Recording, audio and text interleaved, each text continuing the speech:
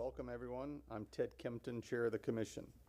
If you are here to present a project, you will have limited time to make your presentation, so we suggest being thorough but concise. When coming to the microphone, you will need to identify yourself and your relationship to the project. The commissioners will not ask any questions during your presentation. Your project should be presented in the following order: site plan, elevations, architectural details, and the wall sections. Staff will then present their report. We will then ask for public comment. Please state and spell your name clearly if you are here to speak for or against a project. Your time will be limited to 3 minutes, so take some time now to summarize your comments because 3 minutes goes by very quickly. Following public comment, the commissioners will ask questions in the same order as the presentation. Next, the applicant will have 5 minutes for rebuttal.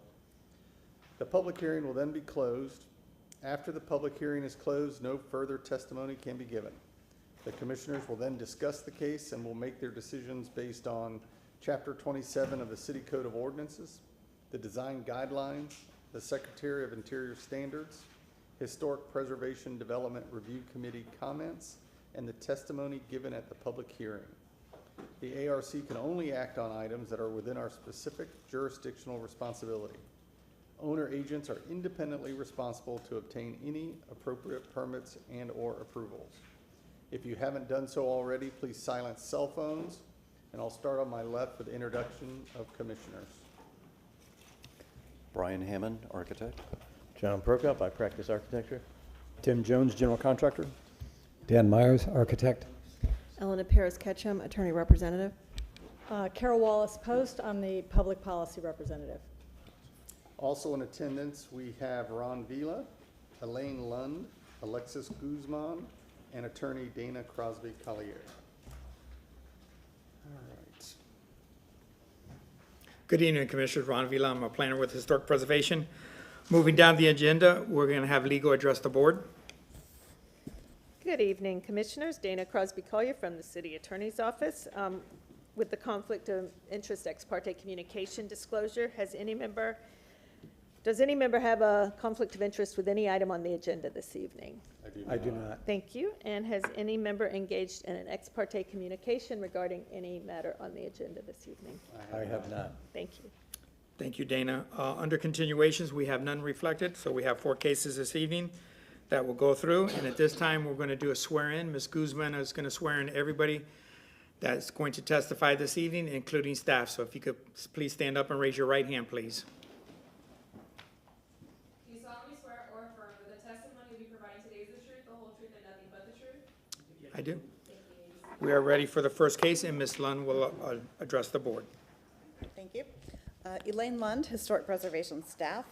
The first item on the agenda for your review this evening is case ARC-25-00000280 for the property at 504 East Giddens Avenue in the Seminole Heights Historic District. This application is for new construction of an accessory structure and site improvements. With that, I'll move to the photo presentation, please.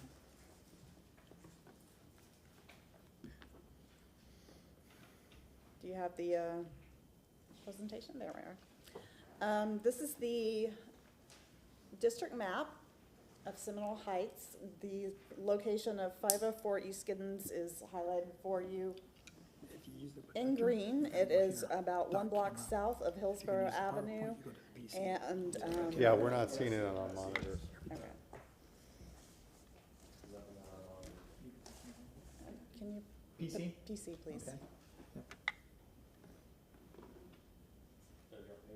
Okay. Okay. Thank you.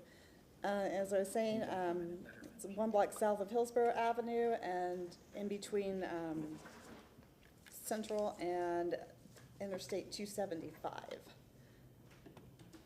This is the 1920s Sanborn map showing the location of the property in question. You see that at the time of this map, there was an accessory structure on the property near the northwest corner. The existing building on the site is the historic circa 1925 wood frame bungalow that's 1 story. And This is the present-day aerial map of the site. You can see that Giddens Avenue is, that the house is on the north side of Giddens Avenue, and that there's an alley that runs north-south along the west side of the property. You can also see the proximity of Hillsborough Avenue and the interstate to this location. This is the front facade, the south elevation of the existing residence on the site. This is looking at its east elevation. And then we have a view of the south again and the west elevation. You can see the fence surrounding the backyard and the alley there that's adjacent to the property. And this is the rear, the north elevation of the property. Directly to the east is this residence, a non-contributing structure. This is directly to the south. And then this is looking along the alley directly to the west. Still in the alley here, we're looking north in the alley, so you can see the cars on Hillsborough Avenue at the end of the alley there, and a bit of the adjacent property to the north. Looking south from the alley back to Giddens Avenue. This is looking east along Giddens Avenue toward the interstate. And then looking west on Giddens back towards Central Avenue. So with that, that concludes the photo presentation, and I'll ask the applicant at this time to present his request.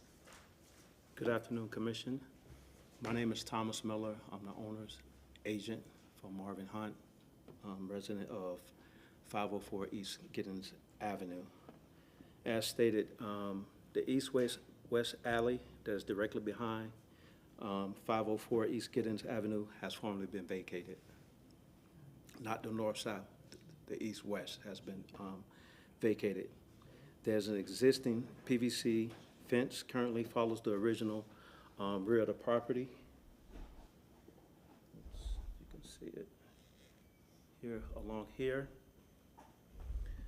Mr. Hunt is asking, he wants to relocate the southern edge of that vacated alley space to incorporate the newly acquired area for the backyard for a garden. It'll be a white PVC fence, will remain unchanged to ensure visual continuality and minimum impact in the surrounding areas.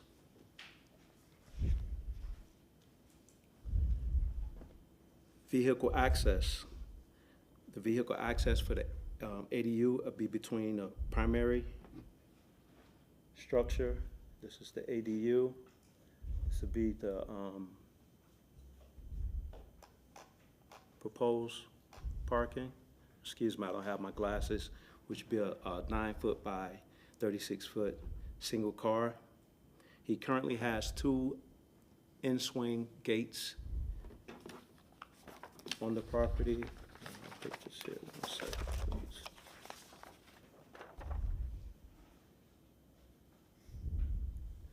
That he want to convert to actually a rolling gate.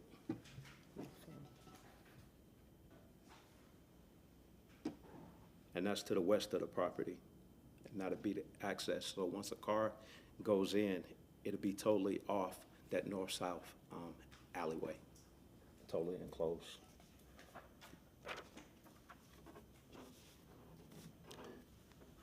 Also, currently, there's an existing front concrete pad in the south of the house that will be removed and be restored back to previous material and left open, eliminated non-historic elements, because there is a pad there currently there for parking, which will be eliminated.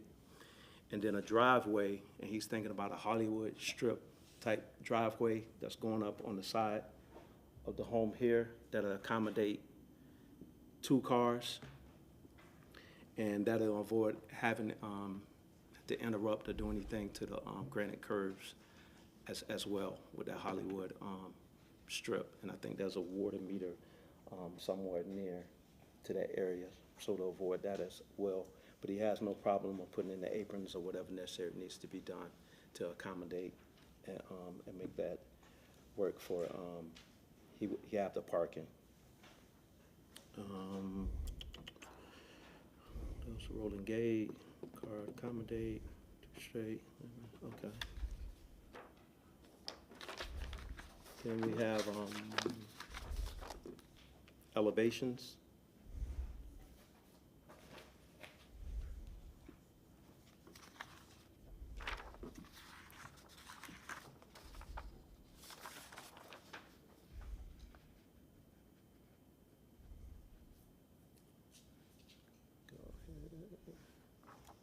This is the front elevations, which really is the south elevation for this home.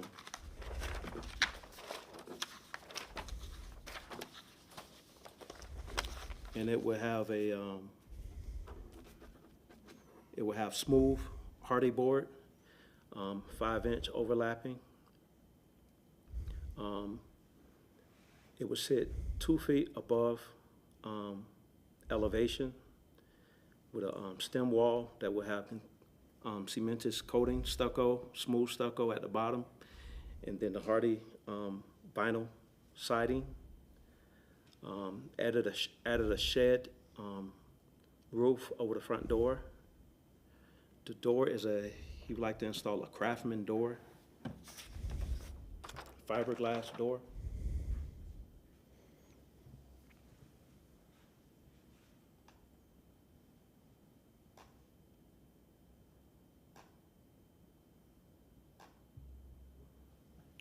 To the residents are a Providence Colonial Merlot door. It's similar to the one that's currently on the property.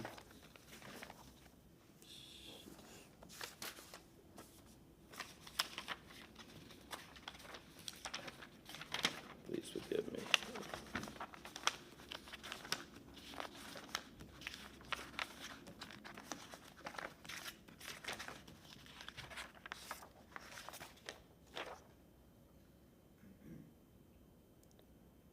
So it's similar to the style, that's the one that's currently on the property. Windows, he wanted to use a premium vinyl double hung window.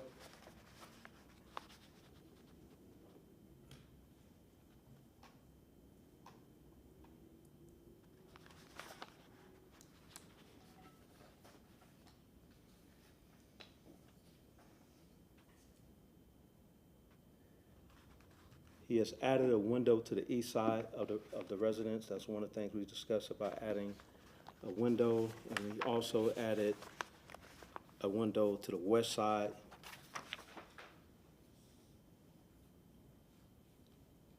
Of the property as well, have asphalt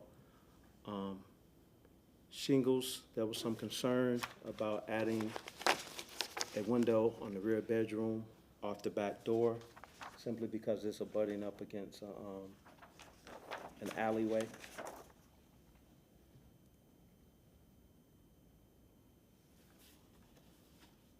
And that's the actually north rear elevation off that east-west alley.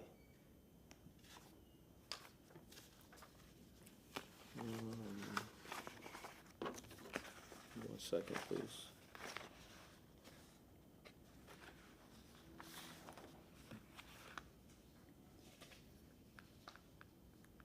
Small window detail.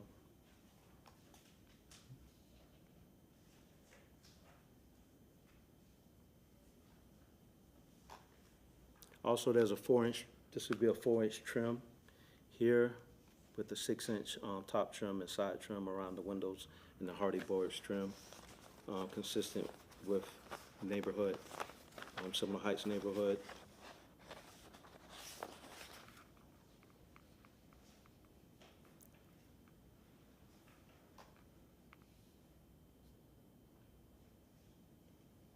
And that's a wall section.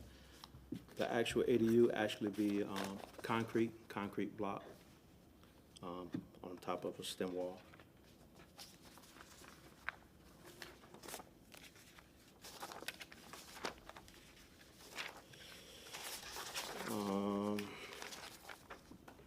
picture of a driveway a block over, similar to the one that Mr. Hunt would like to add, Ribbon Strip, Hollywood Strip type driveway.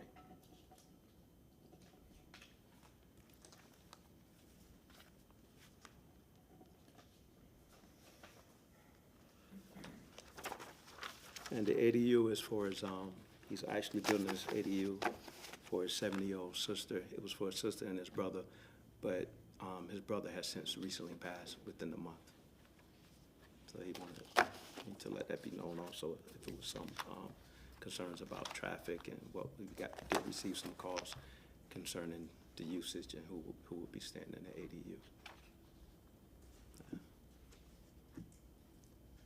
Any questions, I guess, for me? Great, not at this moment. Thank you very much. Commissioners, Elaine Lund, Historic Preservation Staff. Staff found this application consistent with the Seminole Heights Design Guidelines and the Secretary of the Interior Standards for Rehabilitation when it comes to related new construction. I would like maybe some clarification on the material that's in the gable end vents. And I think perhaps some of the materials that were shown on the wall section need to be called out, just because there was a little difficulty in reading along the screen with the image shown. So with that, I'm available if you have questions. Thank you. I'm going to start with one question. The vinyl fencing that's existing, It's a PVC fence. PVC fence? I'm sorry, this is for staff. Oh, okay. I'm sorry. Was this permitted? And if so, when? Well, fences are not permitted in the city of Tampa. I do not believe there was a certificate of appropriateness issued for it. Vinyl fencing is typically not something we would approve in the Seminole Heights Historic District. Okay. Okay. And then one last question.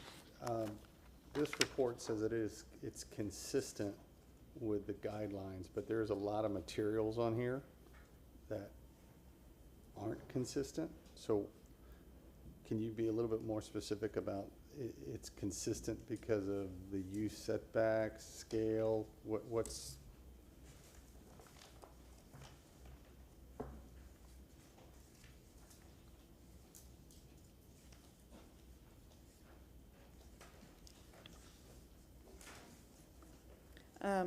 Staff found that the application was consistent with the conditions listed. Okay. So once the conditions are taken into account, with the, one of the conditions was to review the elevations in the wall section for accuracy and consistency with particular respect to some of the materials and to avoid the use of vinyl and plywood as exterior materials. So if that is, Okay.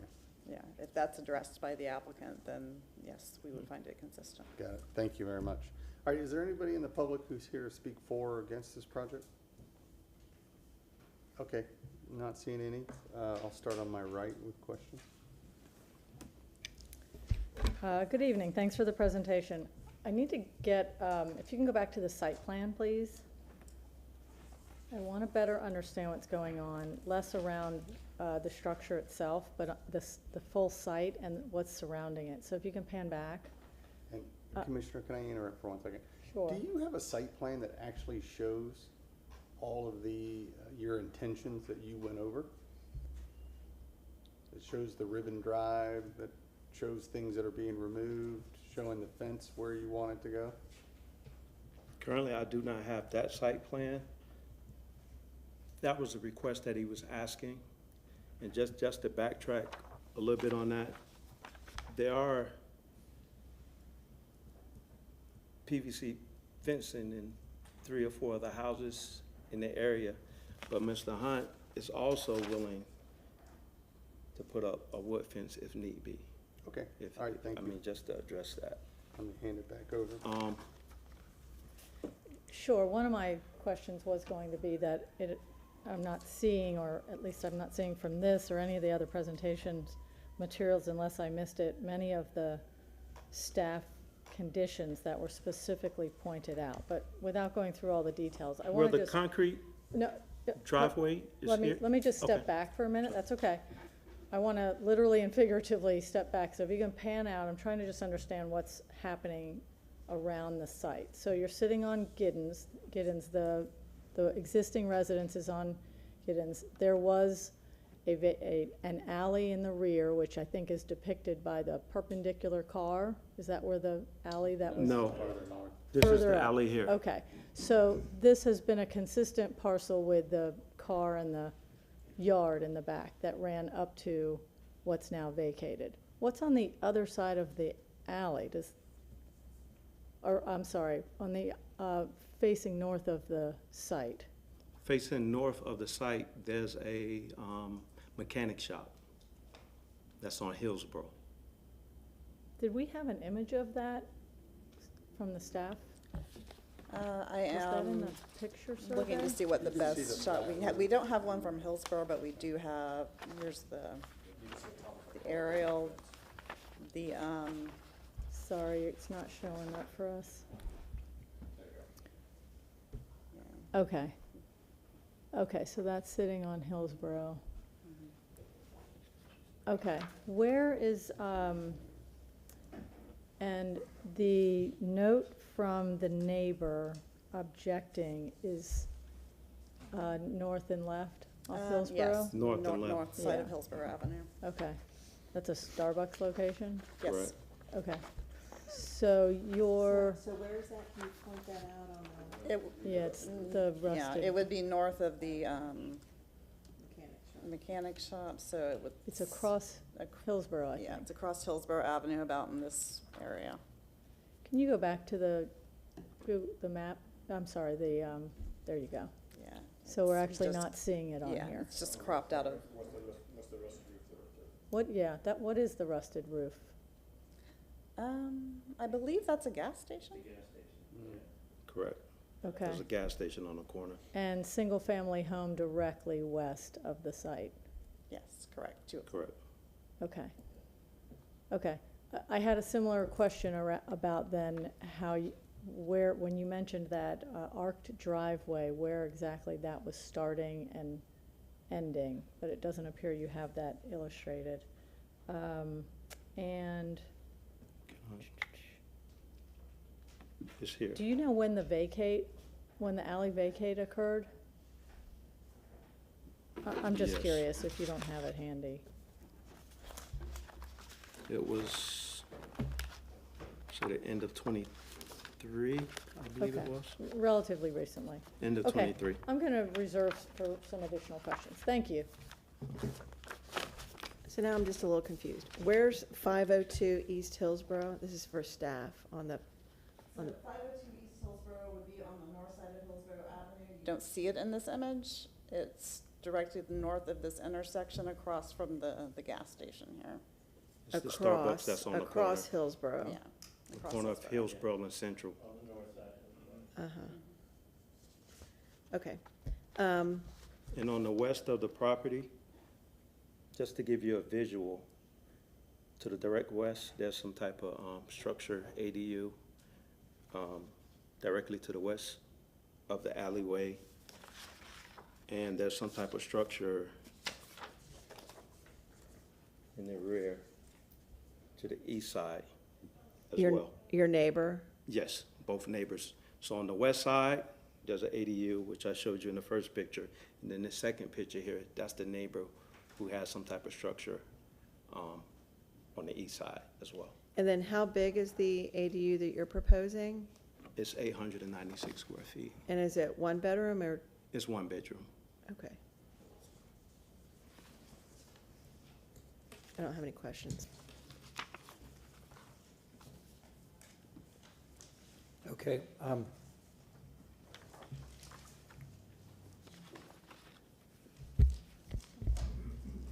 So this is it's new construction.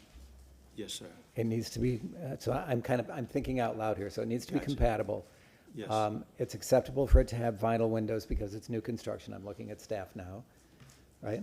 Correct. Elaine? Yes. And so normally we would go through and and the ribbon drive, whether it's there or not, it's pretty easy for staff to to check on. If we conditioned that we needed a site plan with the ribbon drive on it, that would be okay. But trust me, he's open. It was just a suggestion because he's pouring so much concrete. But if not, I mean, if that's gonna hold up anything, we'll just go ahead and pour the drive that we have here and the one that we have there. We have no problem with that. It was just a suggestion after we was going back through and getting these things done. Then, taking out that slab in the front and adding a ribbon driveway makes it more consistent with the historic Correct. nature of the neighborhood. Correct. So that's a good thing. Gotcha. So you can, the ribbon, and you can save yourself a few yards of concrete because Correct. it's just those 3 foot, areas for the tires. And then we've established that there are already plenty of these ADUs that the photograph that you showed us that had the ADU to the west, Correct. that was taken from inside your lot, Correct. right? So we were looking at the back side of the gate there. Correct. That double swing, so that swings into the lot. Correct. So you've got plenty of space for this parking in the rear for the one car. So I would like to ask you about like what you're gonna put on the underside of the overhangs around the house. Is that established yet? No, just some type of landscaping. No, on the underside of the soffit, what would the soffit be on that? Oh, we was gonna leave it exposed, just like the primary residence. We was gonna try to match it. Oh, okay.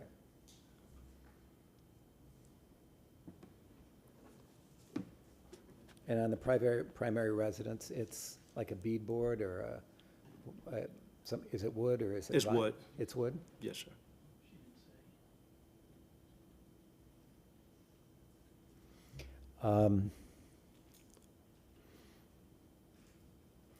And again, you've showed us this vinyl fence that you have stated that you would be willing to replace with wood. Correct. And the existing vinyl fence there does not take advantage of the vacation of the lot. So in fact, there's another 8 feet Correct. behind the ADU that we're not seeing. Yes, sir. And Elaine, what is the required offset from the rear property line? It would be 3 feet by the zoning code. So this ADU could actually be moved back an additional, it's 3 feet now, it's got 8 feet, so there's 11 feet, so it could be moved back an additional 8 feet. Correct. Okay. Something else that could be checked by staff. I have no further questions, thank you. Can you pull up the wall section that you had?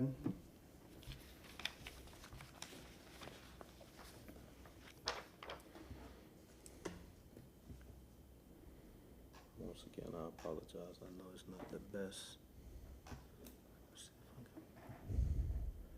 Okay, so that's fine. So your wall section isn't indicative of what you're going to actually build then, because you're not going to have on there it says you're going to have a vinyl vented soffit. You just told my colleague over here that you're not going to do that. Is that correct? No, we're not doing no vinyl. No. And your home has exposed rafter tails, and this shows fascia. You're not going to do that either. And I'm gonna say this, it could, let me see.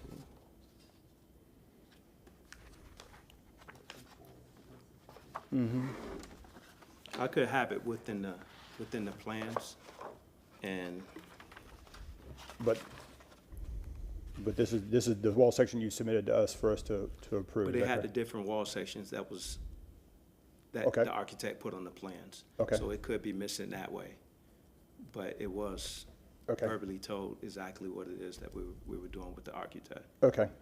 Do you have any type of detail for the attic vents that you're gonna be putting on to match the I house? took a picture, but that was something that's what, they have wooden louvers now, and we were just gonna do it, the same detail as the one in the front of the home. Okay, The same louvers, because it's not detailed.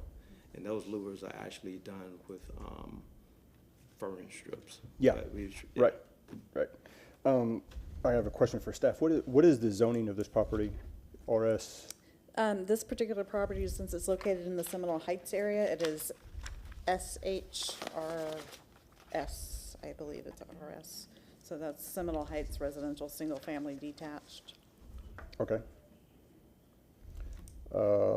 One last question on, can you go back to your site plan, please? There you go. On your site plan, on your elevations, it was showing a shed roof over the entry door. I'm assuming, and a landing, because you're gonna be 2 foot off the ground, you're also gonna have Yeah, steps? about 3 steps, yeah. About 3 steps? Okay. Okay, that's all my questions. And we tried to keep that also inconsistent, what was going on in the neighborhood, but not as dominant as the primary residence as well. You're the contractor? I will be the contractor, yes. Okay. Is there a civil engineer involved in the project at all? Yes, we have an engineer. This is just preliminaries. We're trying to get everything due before we kind of wrap it Okay, up.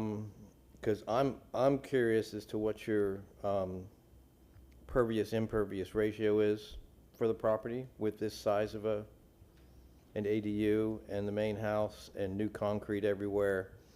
Whether you how are Is you it possible draining for the us to site? use gravel? Hmm?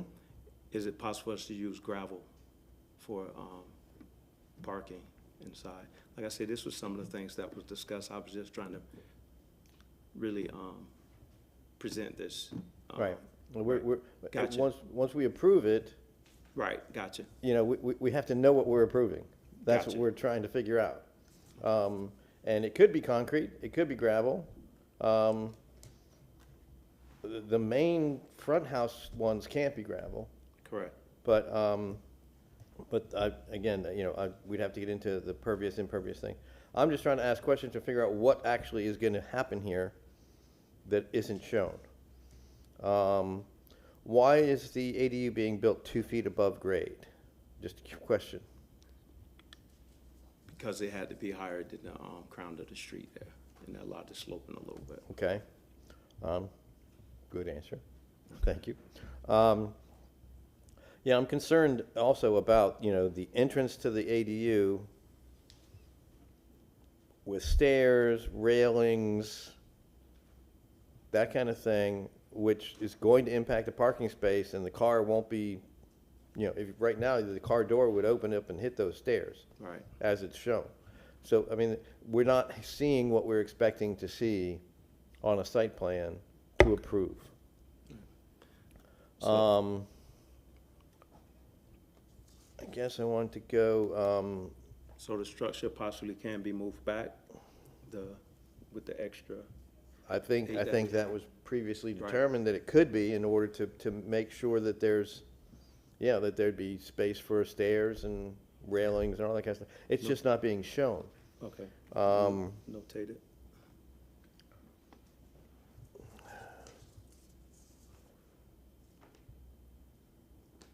If you do go back, I guess you did mention already that you would be, the owner would be okay with replacing all the vinyl fencing with wood fencing? Yes. Okay, There was discussion. That would had be- discussion. that would be But that highly- fence was there like along with that pad. He knows certain things gonna have to go. It was just But- bought? Right, but he It didn't was want recently, to change I'm asking, was the property recently anything was bought? there. Did he just Excuse me? the new owner recently bought the property? I think he's had the property for a while now. Okay. Yeah. I don't have any other questions right now. I think we have a few things to discuss, but Could you pull up the front elevation, please?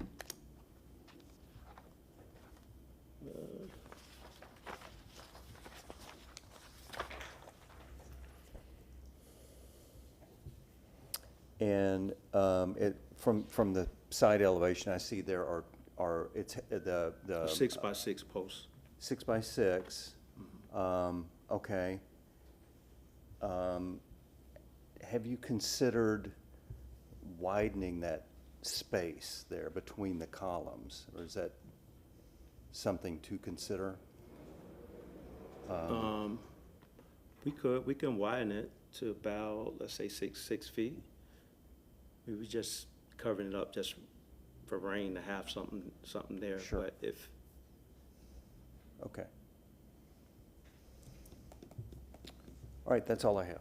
yeah, just a simple design, I would say. Go ahead. Oh, back to the soffit. You say it's wood. Is it the plywood? Is that what's gonna be exposed? No, we're gonna put a channeling wood to go through up top to match. Okay, okay. Right. And don't have the detail, but it's actually on the primary residence. Should be Understood. exposed 2x6. Okay, I don't have any. Yeah, a couple of follow-ups. So, back to the site plan. So the primary house, what's happening in the back of the primary house when you come out? So it looks like you're exiting, or I guess what would have been a yard now becomes a parking pad at the rear of the primary. Is that correct? Correct.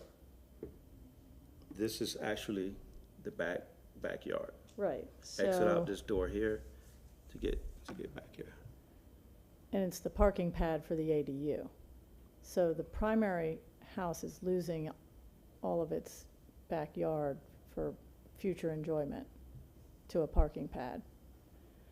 And then the ADU, the front door is facing what? The rear. Fence?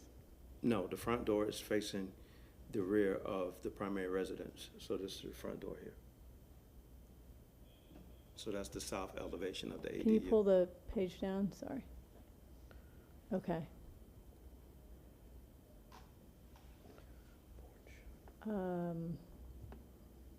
Was there consideration to parking the car at the rear of the ADU?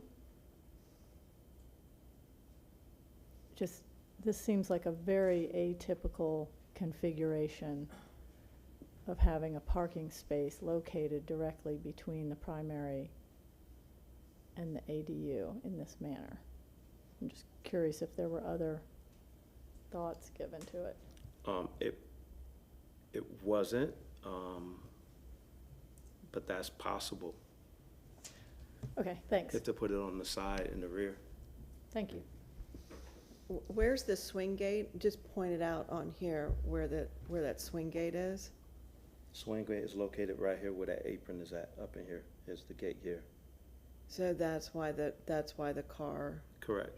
is, you were just gonna pour concrete through that swing gate for the vehicle, Right, coming out into the for alley. the ADU. But the car can totally be all the way in the yard. Possibly 2 cars, but 1 car. That's why we stopped it here. Just 1 car, to allow 1 car to get in. Right. And then for the gate completely shut, but he would change it to a rolling gate as well. Okay.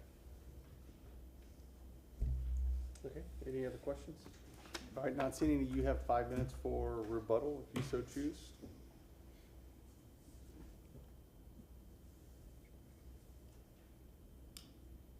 Any, for me? For you.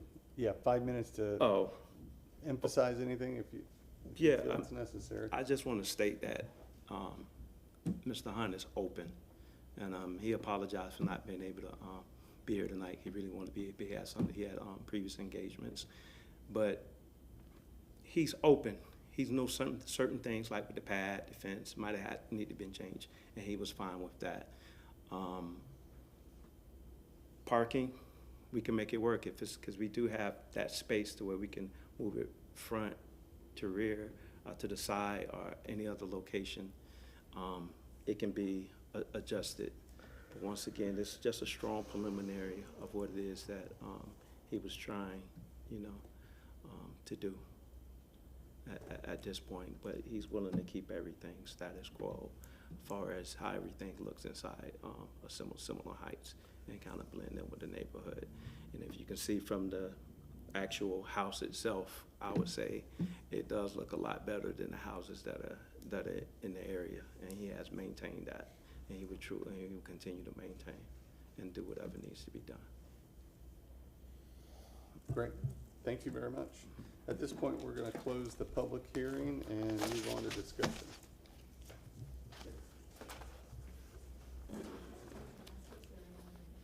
That's before we already got.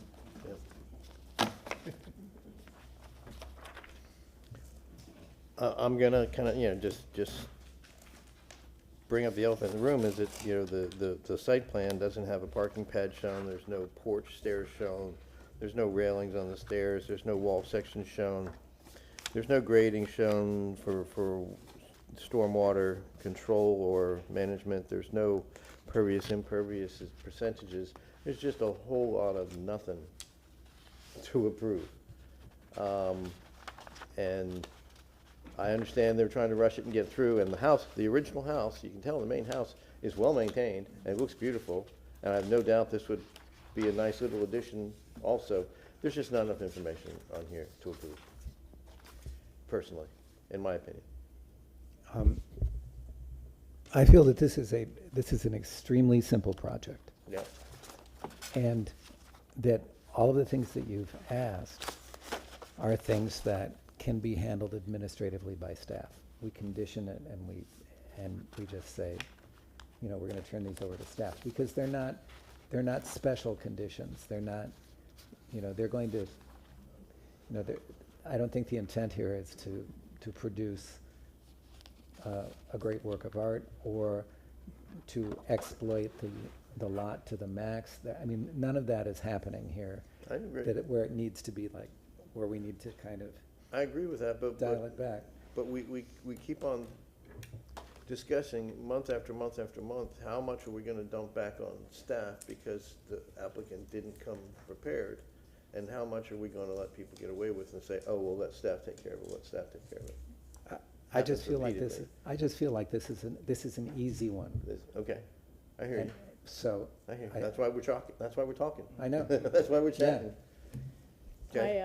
Just my 2 cents, I agree with Commissioner Prokop more so. I think that there's too much missing. I think you're right. What's missing is not complicated per se, but it is missing. It can be handled by staff, but it hasn't been. It just feels like the cart's before the horse.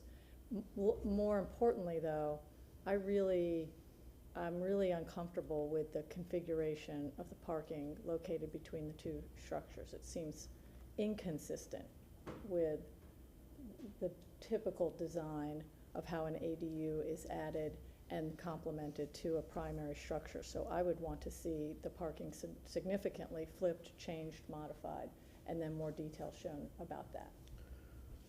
I think there's also the slide, replacing the swinging gates with sliding gates.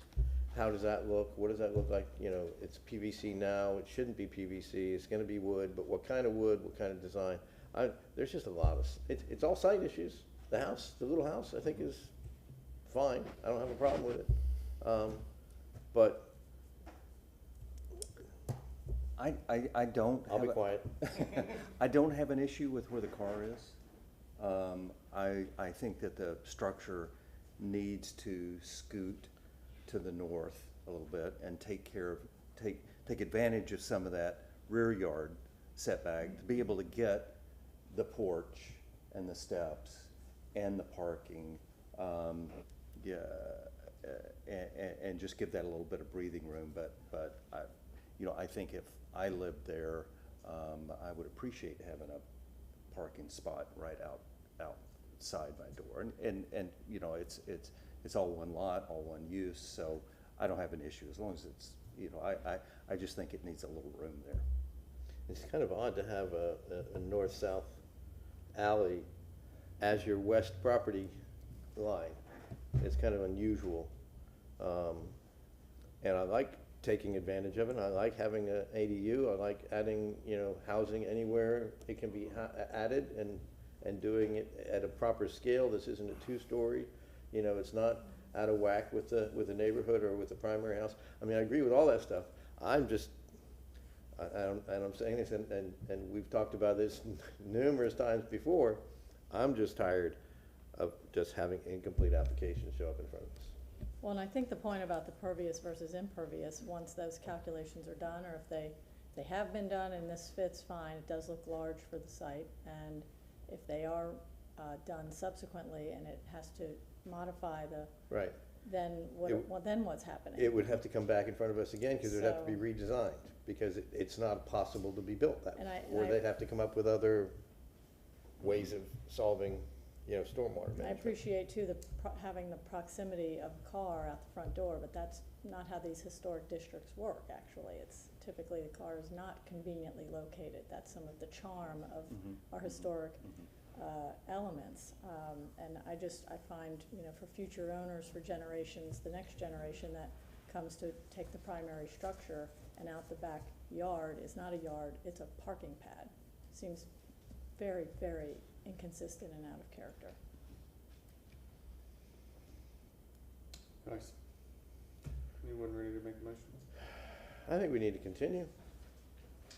Does anybody disagree, or, does somebody think that staff will handle all of these things appropriately, including moving the building on the site a certain distance? I'm gonna I agree with would you, move John, to that I think we deny need to if it continue wasn't it. continued. I think we need to continue it, not with staff findings. I think they need to be represented with more of the details.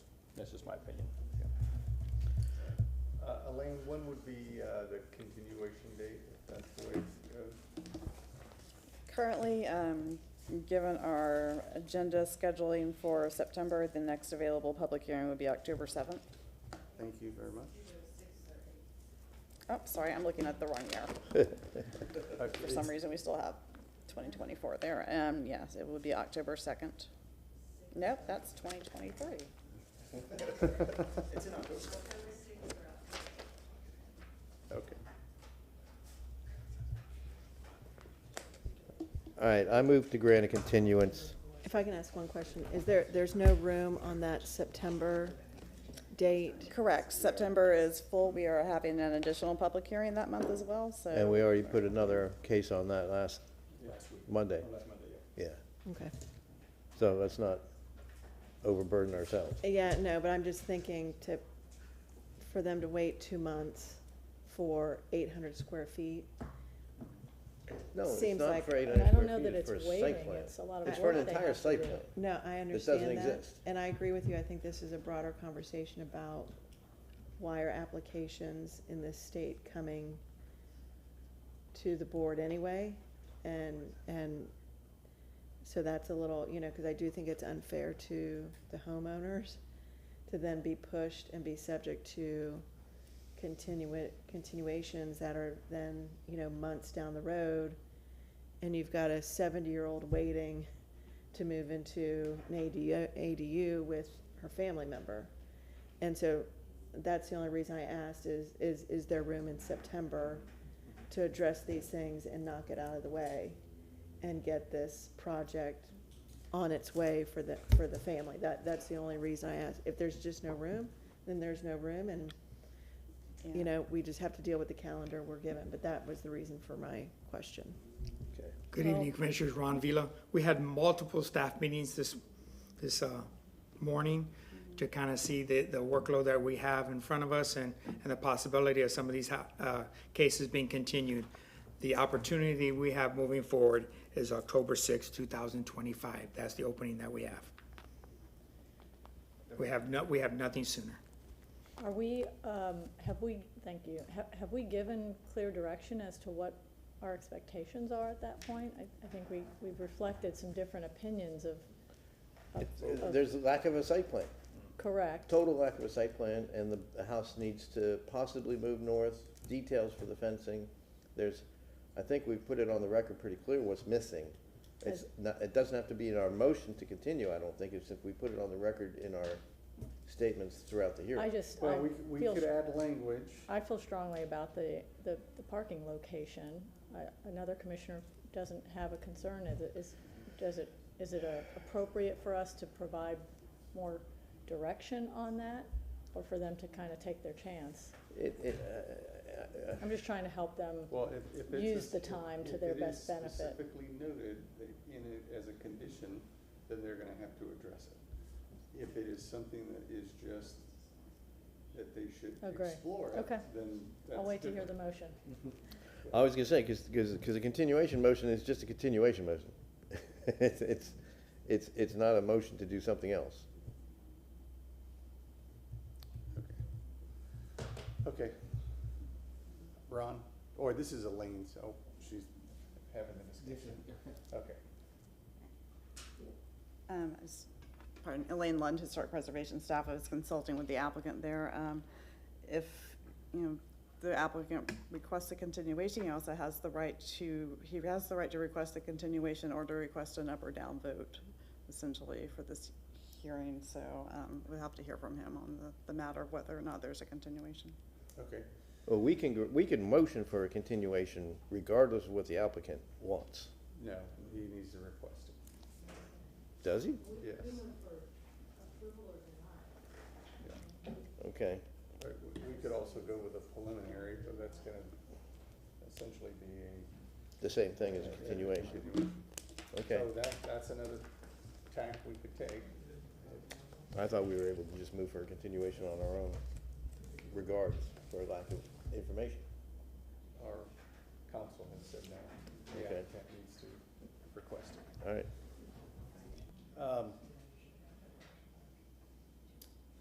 Is the applicant open to a continuation? Yes, I'm open to a continuation. Okay, so would you like to request one?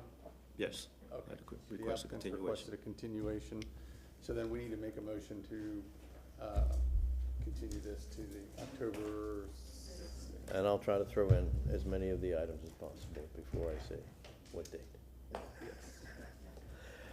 I move to grant a continuation in the case of ARC 25-0000-280 at the property of 504 East Giddens Avenue. Because of lack of site plan details, parking locations, dimensions, location of the property or the ADU in relation to the house and the parking to the October 6th public hearing at 5:30 p.m. If you would be agreeable, I would like to note all the conditions that were put in the staff report. And language specifically says that the applicant not be scheduled for the October 6th until all items have been addressed to the satisfaction of the staff. I will amend, as said by the commissioner, the commission leader. Okay, it's amended. Do we have a motion? Second. Hold on one second. Just to quickly clarify, Dana Crosby Collier, so you're continuing it to 10/6. That's the date that this will come back. If in Yes. fact the applicant is not prepared, he would request a further continuance at that time. Correct. That's right. Correct. It'll still be on the agenda. Yes. Okay. Okay. Okay, so we have a motion. Do we have a second? Second. All right, we have a second. All right, discussion. I'm in favor. I mean, this is a very good outcome.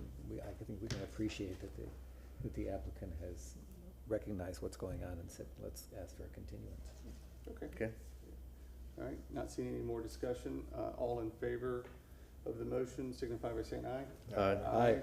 It's unanimous. Project is continued. Look forward to seeing you again in October. Good evening, Commissioners. Ron Vila, staff with Historic Preservation. Moving to our next agenda item, which is ARC-25-0000-299.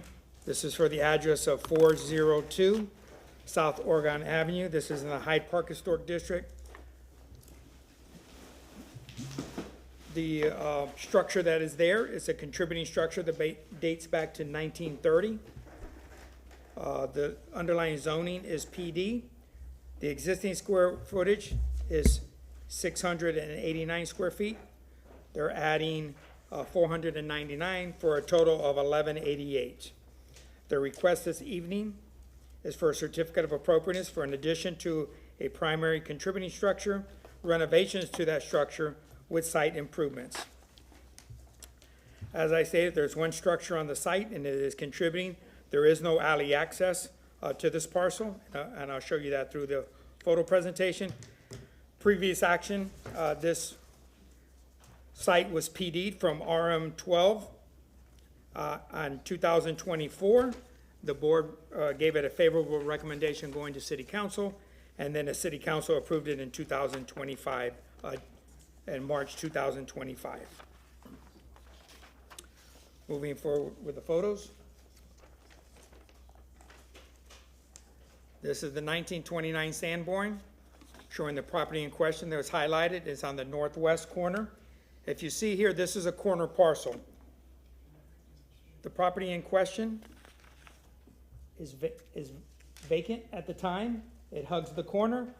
The second part of this, you'll see that there is a structure in the empty lot to the south. But for the sake of simplicity, let's focus on the corner, 402, South Oregon. This is the current aerial that's there, showing some of the trees, the canopy.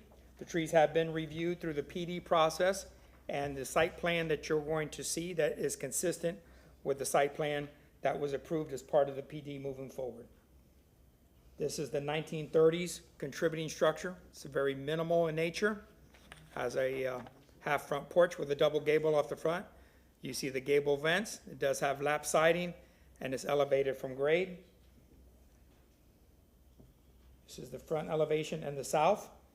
If you look at the window patterns as I go around, the windows have been modified over time that are not consistent with the historic fabric or this house that was built in the 30s. As part of this request, they're modifying the windows to be more consistent with something that's period appropriate. This is the front elevation, the south elevation. The abutting property to the south is vacant. Going back to the subject site. Front elevation in the north. You'll see the different size windows that are here, and they're gonna bring some uniformity as they move forward. This is looking down the street. This is dead ends into the crosstown. And in the other direction on Oregon, looking back into the district. Across the street to the west, you have some new construction. Moving back to the subject site. The north elevation in the rear. Part of the rear is going to receive the addition. This is looking at the existing condition. And there's an abutting house to the east, which is new construction is here. That the parcel in question was subdivided. As part of that being divided, they lost the ability to access the alley. That's why the vehicular access is coming off that secondary street. At this time, I'll let the agent address the board. Okay. Gentlemen, you need to be sworn. You showed up afterwards. Please raise your right hand.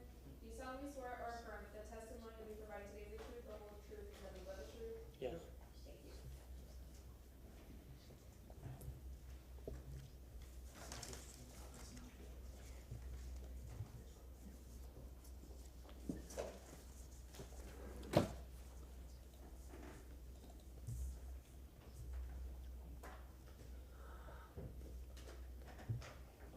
Thank you.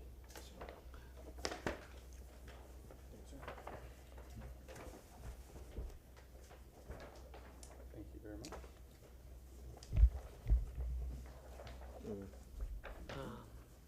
Can you guys see that on the board? Yes. sir. Okay, great. All right. Good evening. Thank you guys for hearing our case. There are two separate cases, but the introduction for this case will be relevant to the second case. What we're currently talking about is 402 South Oregon. We're also going to be doing the certificate of appropriateness for 404 South Oregon. Back in February, the ARC staff voted 4-1 to recommend approval of our PD rezoning. That rezoning outlined the site plan for both ARC cases before you today. One of the documents that I have distributed to you guys is the approved PD. The purpose of giving that document is to show that our site plan and our elevations basically are consistent with the PD. They've just been enhanced and detailed through a few rounds of conversation and meetings with Ron and our architect, Andy. City Council approved the PD in March. Again, like I said, we've maintained the elevations. We've done a good amount of detailing, and our goal is to stick to the goal of the PD, which is a context-sensitive design, and I think we've kind of got there. The left photo is the property prior to our purchase back in January of 2024. The right photo is how the property looked after we cleaned up the site. I don't want to rehash all the details of the PD, but I'll just briefly say that one of the things we illustrated through the PD is where there is a vacant lot, there used to be a home there historically that was built in the early 1900s that was since demolished. So these are some renderings of both the existing home, 402 South Oregon, and the addition we propose, as well as the home that is going to be located next to it at 404 South Oregon.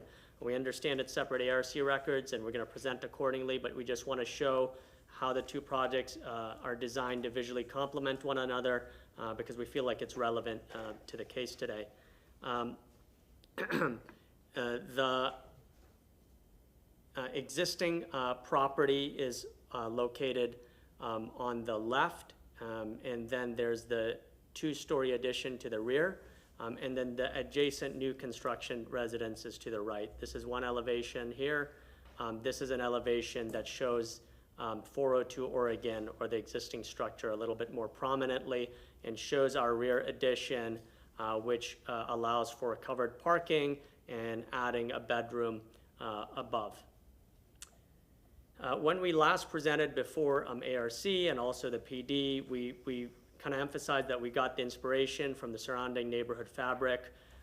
I will allow our architect, Andy, to expound on that more later, but basically the design vernacular of shotgun-style homes, the roof pitching, the siding materials, the metal roofing that was present on a lot of the contributing structures in the area, overall massing and scale, all of that was drawn from the surroundings. And I'll emphasize it was drawn from both the contributing structures in the surroundings primarily, but also some of the non-contributing structures that were built after that kind of were consistent with the design language.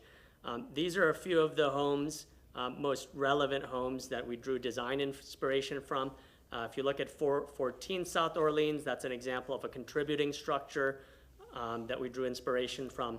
If you look at 417 South Orleans, it's not a contributing structure. It was built in 1991, but it's an example of what we consider pretty good infill, owned by Charles Jordan of Hyde Park Architects, and I believe he built it and has been there since, not 100% sure on that. Moving forward, we have 406 South Oregon, a contributing structure built in 1925. That is our direct neighbor who also expressed support for our project. If you look at 416 South Oregon, that's an example of another contributing structure in the project. You can see that metal roofing is present on both of these homes. So a lot of the design language and material palette that we'll go into later in this presentation, it was all drawn from the neighborhood and also working with Ron. I'm not going to read these letters verbatim, but those are letters illustrating that both of our direct neighbors supported our project. These are the site plans. I've just attached them so I can pull them up later if we need to delve into more detail. These are the individual site plans for each of the two lots, but what you're holding is the PD site plan, and largely we've not deviated from the PD site plan, so that should be pretty illustrative of what we're doing here.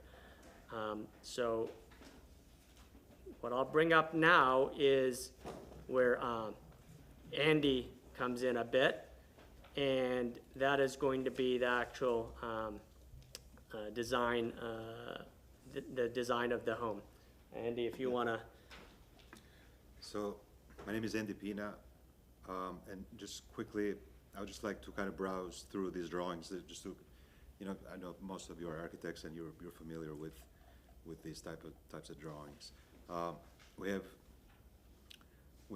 existing floor plan and proposed modification or proposed, I'm sorry, existing floor plan and demolition floor plan. This is the existing south elevation. Like Ron mentioned, the house has been modified throughout the years, and some of the openings are not necessarily consistent anymore with the historical patterns. What we are trying to do on the proposed elevation is to kind of put some order to that, mainly use vertical type windows. There's also a detail here that we'll go over later on how we handle the double windows. All of the trim work is to match existing. Same thing with the roof. The roof is supposed to be replaced on the existing building to match the existing roof. As far as the addition goes, which is this structure right here, we thought we would give a break between the existing home and the addition by having this recess here. And we'll see a little bit later on the floor plan how this recess works. So basically, it's sort of a transition piece right here that kind of delineates the old versus the new.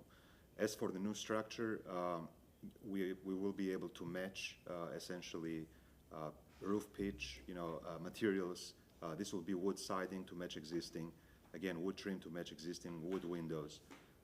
And then 5V cream metal roof to match existing along with the slope.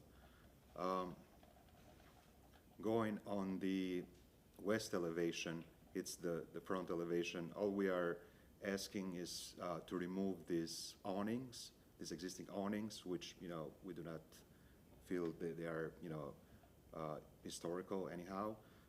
So we'd like to remove those and again replace windows and doors with more of a vertical pattern. What you see over here is the addition in the back. What we're trying to do is that again we're trying to align these windows with the front as well. Going on the north elevation, again, we're removing the awnings. Obviously, there is some repair that needs to happen to the existing siding and some of the exposed rafter tails. We are replacing the windows with double hung wood windows. This is, on the addition side, again, we have this connector here that kind of separates the two. This is, a covered area for, parking. And we are also basically carrying over, as far as detail goes, we're carrying over the same, exposed rafter tail, details. This is essentially the rear of the house. As for the existing, this is what the window and door pattern is. We're going to use this existing opening here to access our new structure, and this is where the stairs would be also to go upstairs. We would like to modify, this opening right here, which kind of doesn't really fit with everything else, to look more like this. And again, we're carrying over the same windows on the addition lined up upstairs as well. Going into some of the details, again, this shows the window trim whenever we have a double window. This shows the recess of the window towards the wall and the siding, which is very common in this neighborhood. This section here shows a section cut right through the open area where the car is parked, basically. So this will be one section, but then as more of a typical section, we're using this section over here, which also shows you a condition of the footing. The way we propose, and I'm sure you guys also saw it a little bit on the elevations, is that we do want to have sort of a brick skirt, a real brick skirt, not like a stucco brick or anything like that. So we are insetting the stem wall so that we can have the brick insert not protrude outside of the siding delineation. So that's a common, that's sort of a standard detail for our addition.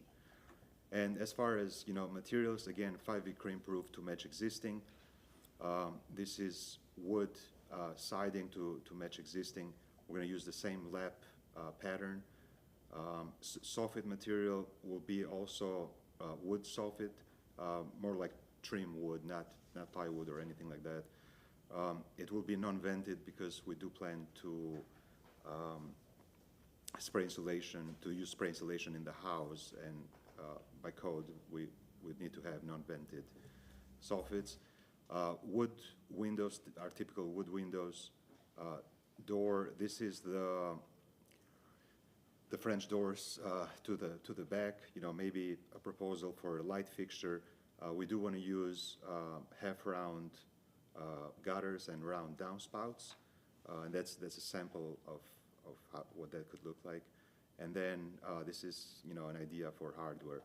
All the way at the bottom, I know that usually we don't focus on these things, but this is sort of the floor plan. It's mainly to kind of show this one condition right here of how we're separating the new versus the existing, and also to have all of the call-outs for where each section is cut.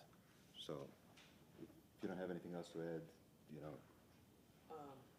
No, I think, Okay. I think that's good, Andy. So we can take questions? Or? Yeah. Go ahead. Good evening, Commissioner Ron Vila. I'm staff with Historic Preservation. Staff's finding that this application is consistent with the Hyde Park design guidelines. We reviewed the plans that were dated July 15, 2025. There are 2 letters in your packets. There are 2 letters of opposition. I want to bring that to your attention. They're for this project and the next project that are kind of melded together. On page 3 of your staff report, I'd like for you to focus on that. There's 11 bullet items in the middle of the page. The first 5, the scale, the massing, the setback, the orientation, and the alignment, all were discussed, reviewed, and approved through the PD process. Those are site-specific issues. So you have 6 other ones. The discussion that should take place today should address the 6 remaining bullet items on page 3. The Secretary of Interior Standards talks about compatibility when you add on to a contributing structure. It talks about a sensitive engagement that doesn't destroy the original fabric. On this particular request, they have a hyphen that is very sensitive. It's in the manual, the Secretary of Interior Standards, how to add on to a contributing structure. So you have the primary structure, you have the hyphen, and then you have the addition in the back. It also talks about it that the addition should be engaged into the contributing structure, that if removed in the future, it doesn't remove any of the historic fabric. On page 4 of the staff report, I had some conditions that were associated with the request early on. They made some changes. I met with them numerous times. This is consistent with the PD. There is no change to what was approved by council, what was reviewed by you guys, and what you see here tonight. The windows, they came forward. There was a modification to the windows, and they brought something that is more compatible. In the rear, there was a sliding door initially. Sliders are something that we don't routinely approve. They showed you French doors this evening. On the initial plans, there was an engagement of hardy on this project. The hardy has been removed. The primary structure and the addition all have wood siding. The installation of the windows are very important. On the bottom, you have CMU, and on the top, you have frame. So the reveal, the panning should be the same. He showed you sections. If you want to revisit it, that's something that you could go through. They had some vented soffits originally. He has exposed rafter tails now with the beadboard in between. And then the half-round gutters are the most sensitive gutters we try to use. If there's not a large pitch to the roof, it can handle the water flow, and then he has the half-round gutters that are engaged into the project. So having said all that, this project is consistent as shown this evening. I'll be here to answer any questions. Thank you, Ron. Is there anyone in the public who's here to speak for or against this project?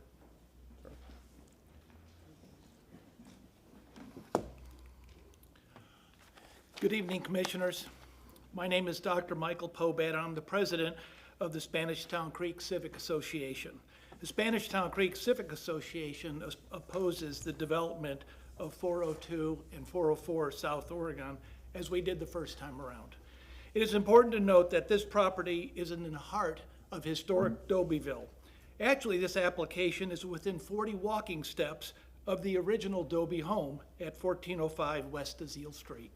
The Dobie home is a local historic landmark because of its cultural significance to the city of Tampa. The association is concerned that this application is inconsistent with city code, specifically City Code 27-11, by attempting to split the parcel in an unreasonable manner. The application has shown you sandboard maps from the early 1900s that show multiple structures at the site. I'm sure I can find maps that also show where outhouses used to be. The area has evolved along with Tampa, and we need to look to make sure this area does not continue to lose its unique charm. The application fails to incorporate sufficient green space, as noted by the Natural Resources Department, and does not meet the minimum requirements for setbacks or green space preservation. The specific parcel at 402 South Oregon is a consolidated lot from 402 and 404, originally split to create 1408 West Azile. If the original lots were intact, they would only allow for 2 units, but the current configuration is too small to support an additional dwelling. The proposed changes do not restore the historical configuration of these lots. The area, part of Dobyville Historic District, must comply with modern city codes and design guidelines, which this proposal fails to do. Development is seen as an attempt to bypass current standards and compromise the integrity of the historic district. Allowing structures of this scale to be squeezed in to the lot diminishes the cultural integrity of this small part of Dobyville that rests in Spanish Town Creek and the local historic district. While some structures of the time remain in and outside of the local historic district, most have been lost due to intensification, erratic land use, deconstruction, and development. The Spanish Town Creek Civic Association is united and respectfully request that you deny the applicant's request, as it undermines established zoning laws, historic preservation guidelines, and environmental considerations. Thank you for the privilege of your time. Thank you.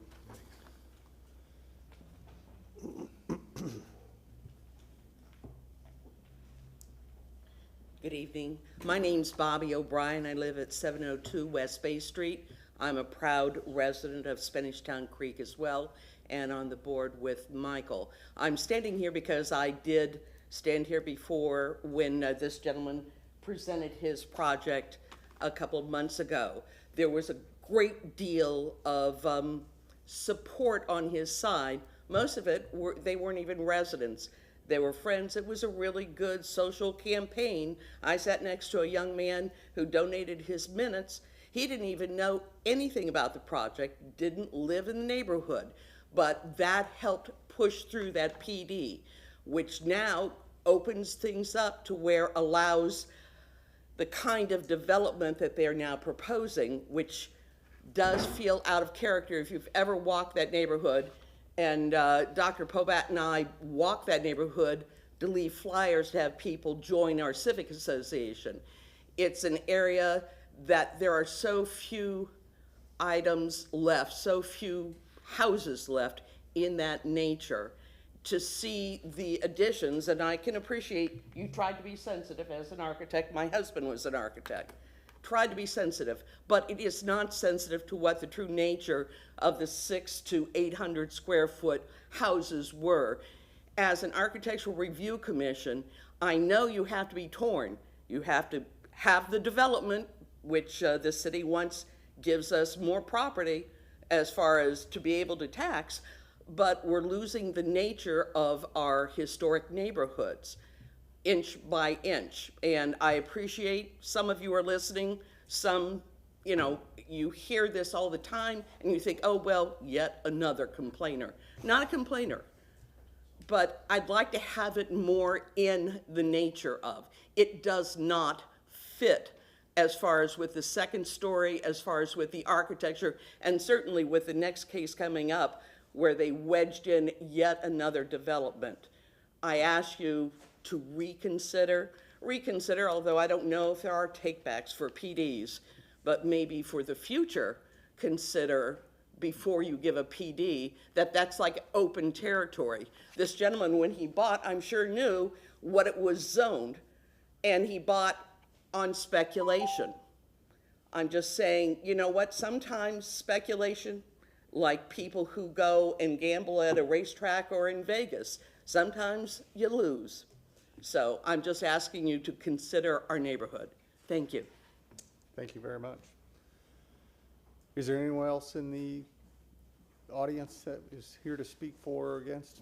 All right, not seeing any, we will move on to commissioner questions, and we'll start on my left. No questions.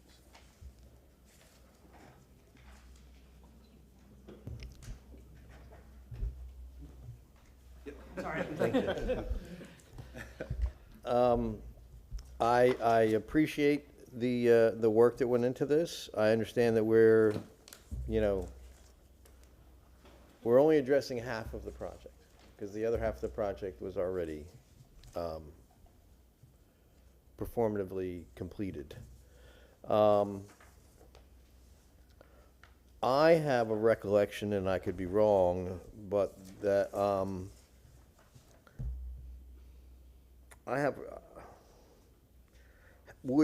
had you considered for this addition on the north part of the parcel to enclose that carport into a garage and put a garage door on it with access to a zeal? Because the carport is a very, very, very, very strange, odd, foreign object in Hyde Park. Yeah, so we did consider that at some point. The reason we opted to do an open structure is because this is also sort of the backyard for this house. And what I mean by that is that, a family, with kids, can have a little bit more room for them to roam around a little bit. And the other thing is that, with garage doors, it's very hard to make them look good to begin with. And a lot of the times what happens is that they use the garages for storage, and then the car gets parked outside anyhow.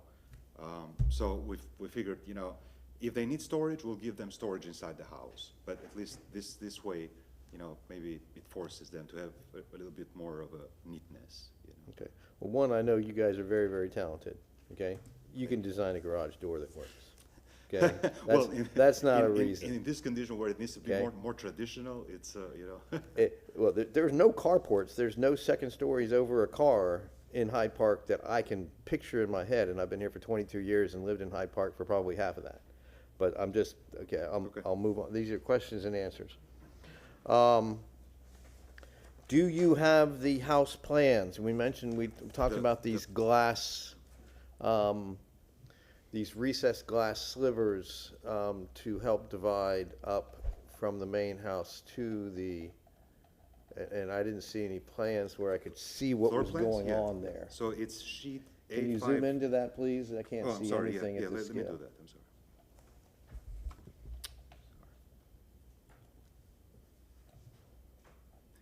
So this recess here, so basically, again, this here is the footprint of the existing home. Correct.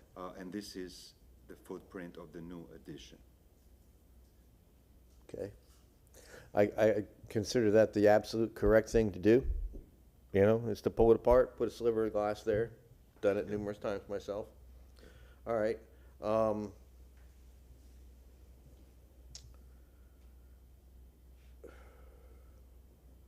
really don't have any other questions. Okay. Yep. What is the finished floor elevation? The finished floor elevation, hold on, I can tell you. It does match the existing, but it is 22 feet. Okay, so you're, NAVD. okay, so on our sheets, we don't, so what's the original, you're at 20-foot one? Okay, all right. Yeah. On your elevations that you've provided us, it's showing brick columns, almost like a crawl space? Is that the correct package? Sorry, there's two packages. I should emphasize what this package is, the PD approval. It's the less detailed version, so I would refer to the elevations on the second packet. This is going to be the relevant packet to look at. We do not have any such. Oh. Yeah, so this one's no good. Sorry. Okay. Okay. All right. There we Nope. No, we don't have Nope. that. No. Oh, they're right there. Well, but we have a. But go ahead and hand those two as well. Yeah. I was wondering, sorry. You guys should have all had a copy of that. Let me know if there's any more needed. We'll share. You have this one? Here, okay. We have one for everyone. And I can also give mine if anybody wants one more.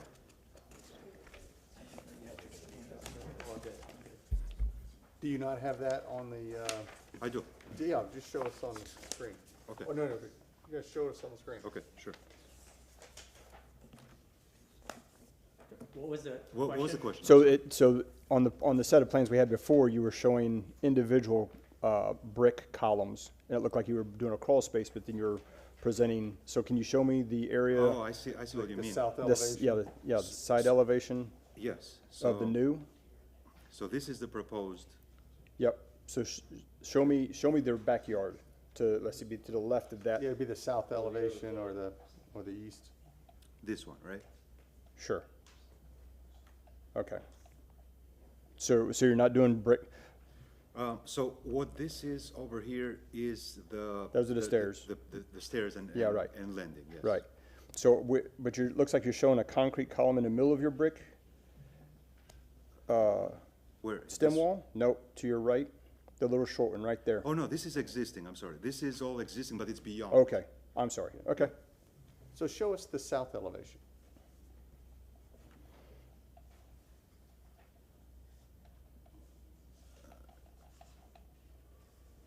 Okay. All right, Would you there like go. existing Okay. or, yeah? Thank you.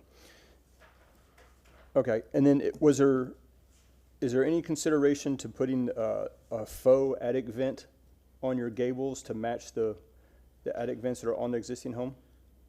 We can. We're open to that. Okay. If I may, suggest is because this side of the house here is very close to the new build. Rarely anybody will ever see this But side. on the street side. On the street side, yeah. We definitely can, yeah. Okay, and then in your material call out, you said in your soffits that you were gonna use just a finished wood. You're gonna do that on the underside of the roof decking above the rafter tails? Is that what you're gonna do? Yeah, let me go back to that section real quick. Okay, all right. Yeah. I understand. So Okay, that's where that material is. okay. That's it. That's all the questions I have. Okay, thank you. Commissioner Myers? Questions?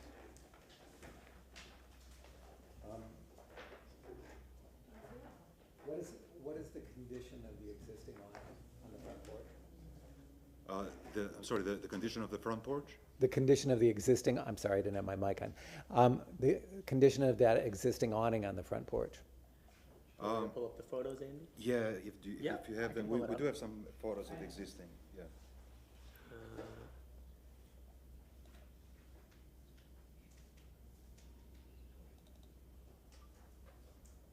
It just- the first one.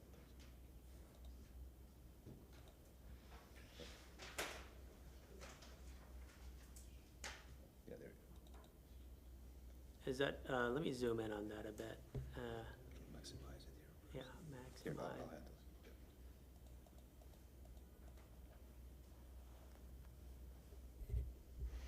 Okay, but is the awning in bad condition, actually? It's, it definitely needs some repair. I mean, it was, you know, somewhat, I mean, not recently painted, but, you know, it does need repair. It's definitely not in a condition where we could just leave it alone and repaint it. But it could be repaired? Is that what I'm hearing? I think it could be repaired, yes. Probably. Yeah. That's my only question. Thank Okay. you. Yep, you're welcome.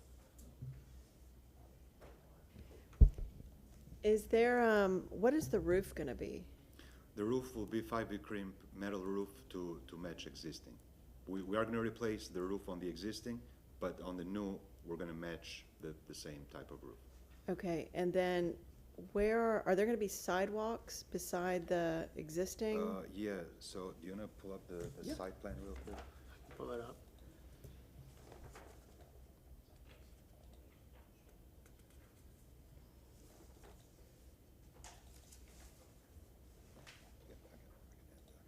Okay.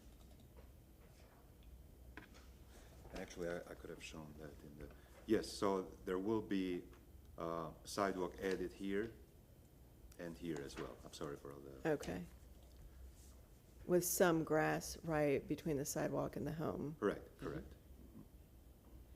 And was there any consideration given to a one-story addition as opposed to lifting it up? Go ahead. I can answer that. Yeah. Well, Andy might have some comments. Hopefully I don't butcher it. That's We had to respect there was a certain amount of tree radius. So if you look at our carport, it's kind of built to the maximum of what would respect the radius of the trees we're preserving. We had to provide parking somewhere, so it just simply would have not been possible. We increased the size of home from 700 square feet to 1,100 square feet, so it just wouldn't have been feasible to do a one-story addition. There's simply nowhere on the site that we could accommodate that. To then park? The Correct. issue was, then you wouldn't have someplace to park. Correct. Correct. Essentially, the only area that we could have added on the ground floor is what we're showing as a building footprint on the ground floor. It's probably as much as big as it could have gotten, I guess, with parking, with requirement for parking. Unless we removed trees and then Correct. got even more aggressive on the PD setbacks. So, yeah. Then we wanted to keep them. Okay, that's all. Thanks for the presentation. Just a momentary commentary, which leads to my question, is I was troubled by the transition to the PD for this, for the reason that it, by definition, somewhat compromises the strict interpretation of the historic guidelines that typically drive us. So while I appreciate the creativity to put as, something and to add housing, and in a dense area, I mean, those things are all positive.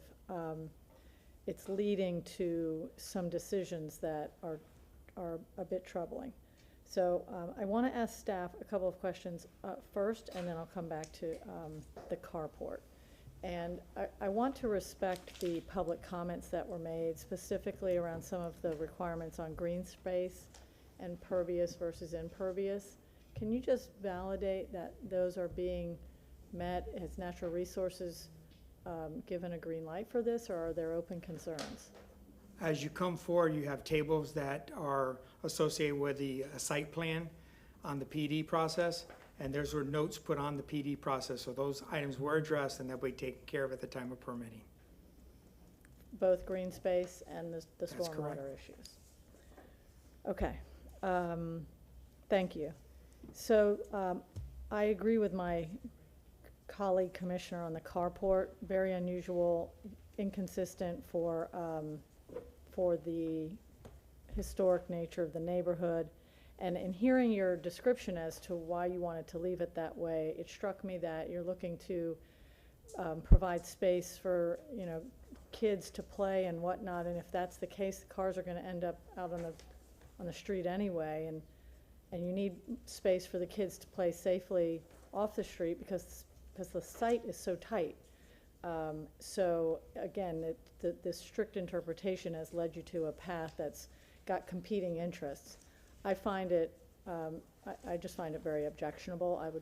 I would really think that this needs a garage with a lovely door, which I'm confident that you could you could provide, as we see all the historic homes that have a garage door requirement. So my concern is I just wouldn't want it to become a precedent, but it's a little more commentary than question. I don't know if you want to, comment any further on the option of a enclosed garage versus a carport. That would be helpful for me to understand. Thank you.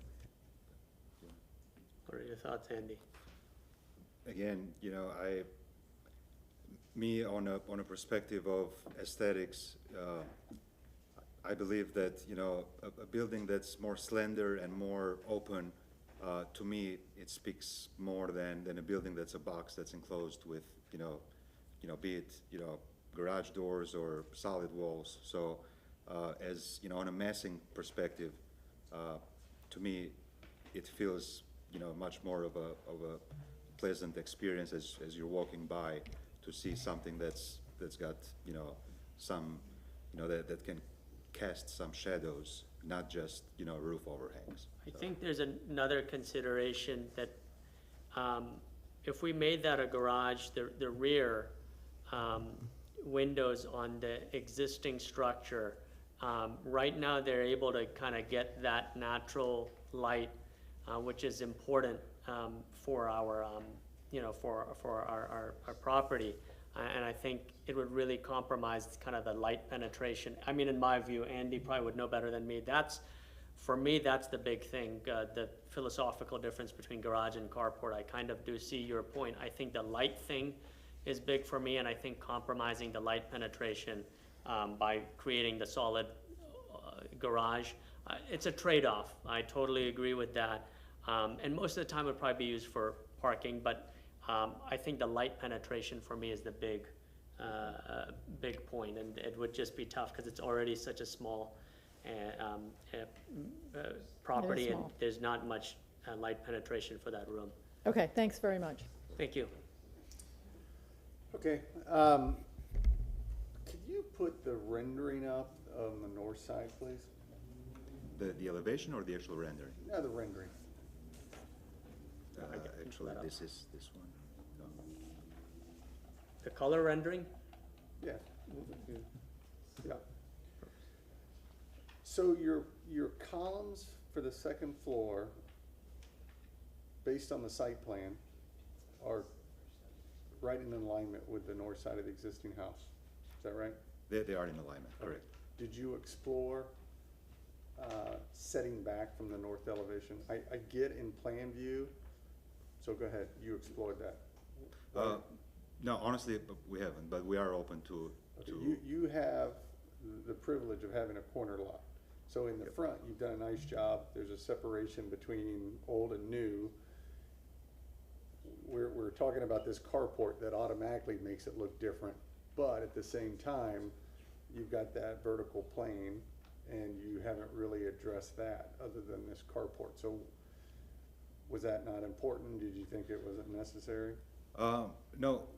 So I guess that the question is, these two columns here right now, they are aligned with the same plane of the home. Mm-hmm. Have we explored in setting them? Correct. Okay. So and for that matter, the second floor as well. The second floor as well. So we felt that, you know, we are creating a difference enough between the two structures towards, you know, like you said, with this carport condition, where there is no, you know, real confusion of which structure is what. Okay, so if it was enclosed as a carport, would you set it back? Would you feel like it needed to be set back? If it was enclosed, that's, you know, yeah, probably you'd have to set it back, you know, and like you said, if you set it back over here, then you'd have to set it back upstairs as well. So it's, yeah, it's. Okay, so Commissioner Post, in her question about the carport, and Commissioner Prokop mentioned, or at least identified, that this is unusual. One of the sticky points is, as the opponents to this project have pointed out, is very tight, and we're putting a lot on this this site. My question is, you've said that, hey, we want to leave it open for sunlight, what have you. You have to have 2 cars to get it approved. And you also mentioned maybe this will be used for extra outdoor space, which then means that you potentially are gonna be parking on the street. So we can't have everything. No. So why do we feel comfortable not doing something that's architecturally fitting, i.e. an enclosed space, when in fact you very well may be parking 2 cars because it's such a tight lot and the homeowner is gonna want space? So what, I guess what I meant, is to give, you know, a little more visual space. Now, you know, are they gonna barbecue out there? I doubt they're gonna barbecue out there. Now, someone could even barbecue in the front of the house, and then, you know, what do you do? So you know, this idea that, you know, now this can be an entertainment area, like for the party scene, that's not what I meant. What I meant is that, you know, it does, you know, give visually, you know, more space. It does create, you know, a structure that is not this tower, you know, this tower that was inserted in the site. That was, I guess, our reasoning. On that, I guess it's the east elevation, are you restricted from doing any ornamentation or covering coming off towards the east because of those existing trees? Over here? Yes. Well, even above the carport. Above the carport over here? Mhm. Ornamentation. Shed roof, anything? Anything that would require an actual structure or columns, we couldn't do. But I guess anything like an awning, you know. There's a certain amount that it can project, I think, beyond the setback. Yeah, So if it that is 3 complied with feet that, usually, yeah. then I would be open to that. I think if there's an idea of what we could add there to enhance it, and it fits within that parameter, then we certainly would be open to it. And I didn't hear it, I saw it in the pictures, you have an existing concrete front porch. Is that to remain, or are you changing materials? No, that is to Okay. remain, yeah. All right, that's all the questions I have. Are there any other questions? All right, not seeing any, you have 5 minutes of rebuttal if you so choose. I'll rebut briefly. I don't want to rehash all of the discussions of the PD, but I don't think all members of the ARC were here in our first hearing anyways, so I'll briefly touch on it. A lot of the issues that were brought up and some of the comments have been asked and resolved. The green space we resolved at the PD point. The issue of splitting the lots and the standards and the city codes, those were resolved at the PD point. Frankly, a lot of the comments, including the ones that were provided to you in writing, and it's tough because, you know, I want to keep it focused on the project, but all of these comments were rehashing what we had already heard before and attempted to resolve. We did sit down with the neighborhood. We did sit down and ask, you know, we're proposing this addition, we're proposing this new structure. What are the modifications you may like to see that would make you support this? And the answer was straightforward. We just want to see an expansion of the existing home, no additional home where a home used to be. We don't like this idea. Nobody ever said, hey, if you keep the existing 700 square foot house, 700 square feet, we'll be happy with it. Or if the new construction house, which we're going to hear the case for, if it's, you know, 1,200 square feet or 1,000 square feet, you know, we would be happy with that. It was, we don't want to see this project in any configuration of what you're pursuing. We just want to see an expansion of the existing home. Well, that ship has sailed. Since then, we have not, and I have an open line of communication, email threads with all the relevant people. They know how to reach me. Nobody has given any architectural criticism, any criticism on the materials. We had expressed that we are very receptive. What materials do you want to see? What color palette do you want to see?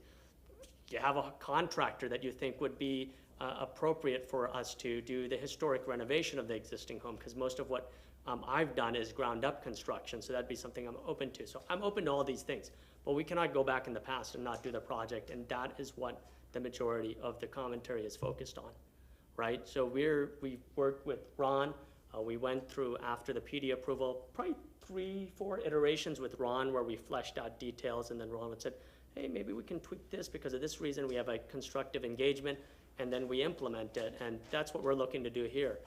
Some of the comments about the ornamentation and all of that, we're open to adding it, because at the end of the day, we just want to make the project look as beautiful as possible. Yeah, that's kind of all I have to say. Perfect. Thank you. Thank you very much. Okay, at this point, we're going to close the public portion of the hearing and move on to discussion. The floor is open. I'm not an architect, but this sure seems like we're trying to squeeze a bunch of stuff into a small bag. So, this is in my opinion, this is the epitome of just dropping something on a sheet of paper and saying, here you go. And I'm not a fan of it, so, not being an architect. I think this is clever, you know,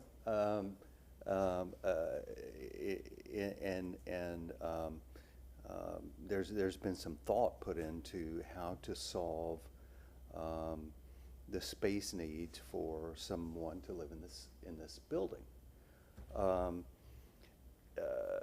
It just as much as kind of the forms go.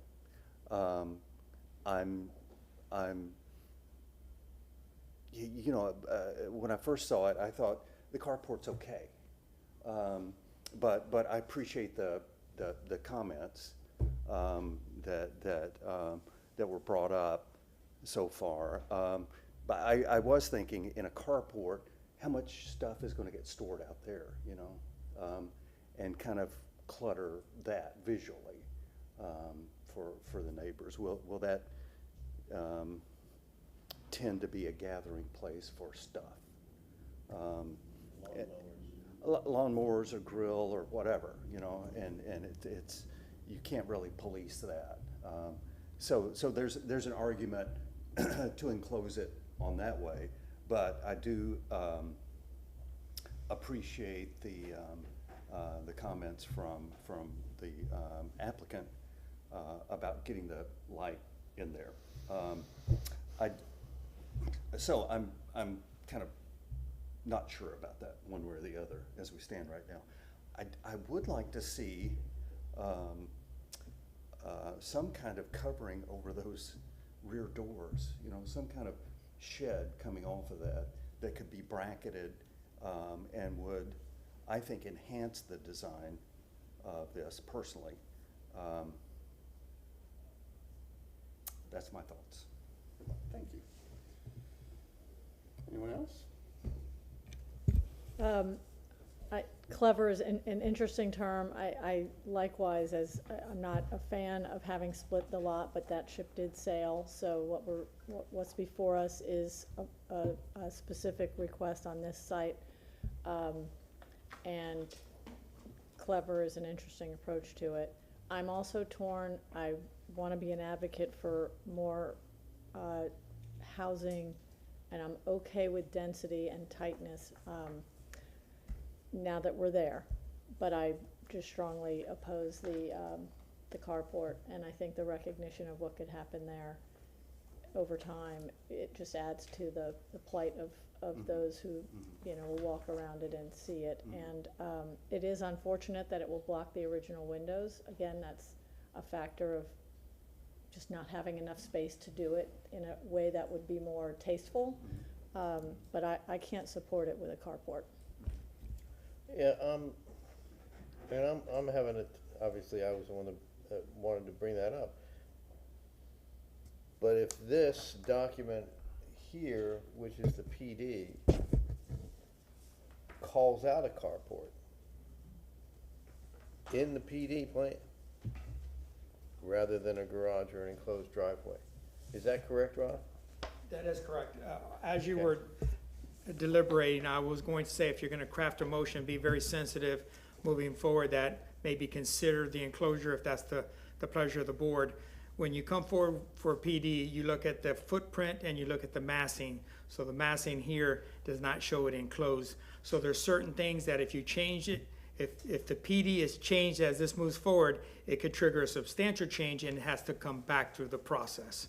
So be careful of if that is to be discussed and make it into the motion, please craft that motion carefully, consider it. If that's something you feel strongly about, we could take it back through the zoning department, take it back through transportation, see if they have any concerns, if it is still consistent with their criteria. May I ask him a question still? We have to reopen the hearing. Why don't we,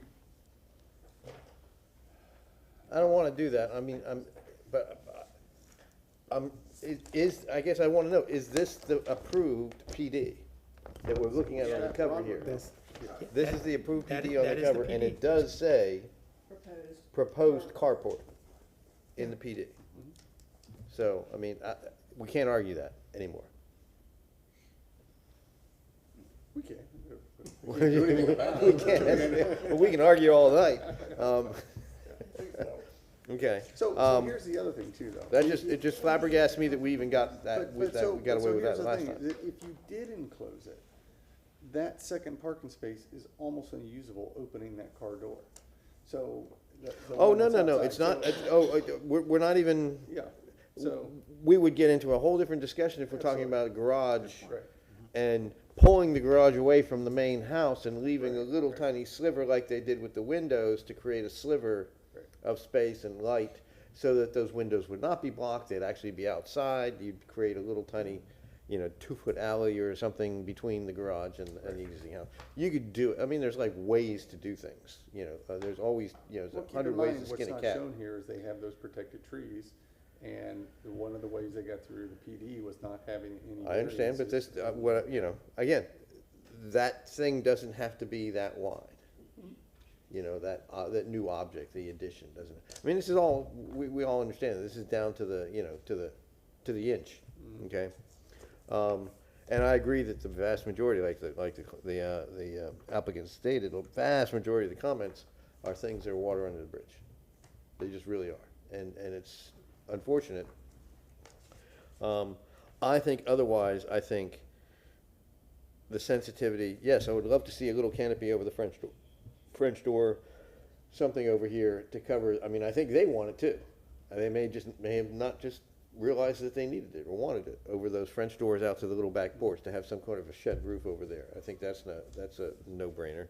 But we're not designing it. We can't even. I don't know. We can throw that in a condition, but I think otherwise, honestly, given what we've been handed from the PD.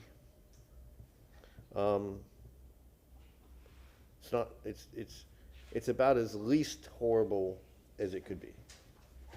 Wow. What's left for us Isn't that a compliment? What's left for us, and I think Ron pointed out, within the design guidelines, the first 5 or 6, as he counted off, are sort of already accounted for, but the balance remain. And the last is maintaining quality within the district. So to me, that's like the foundational element. That is our charge. And I'm just not comfortable with this reflecting a maintenance of the quality of the district. Okay. I live in it was like an 1,100 square foot house that was built in 1953. And it has a really small bathroom. And there's not much space in that bathroom. There's a tub, there's a toilet, there's a sink. And the former owner put a cabinet underneath the sink. And it took away all of the extra space, even though Character. Yeah. but all of the extra space below the sink that was really necessary to make the room not feel crowded and tiny. And I think that the carport does exactly that same thing. I think if you enclose that volume, then it sucks away a great deal of the sort of visual space that you're going to get when you're walking by, when you're using this space. And of course it will get cluttered. And I think that, somebody someone is going to say, can we, you know, can we get a box to put these things in, and someone else is going to just stack it up there. And it's, because that's what we do. But I think it's a really delightful project. It is very small. They did not say, oh, we need to distinguish the addition by changing the siding, because that makes it look fussy and bad. It's very, I find it to be very nice, a sort of coastal casual, because that was a word that was used last night. I guess it was Monday night, excuse me. So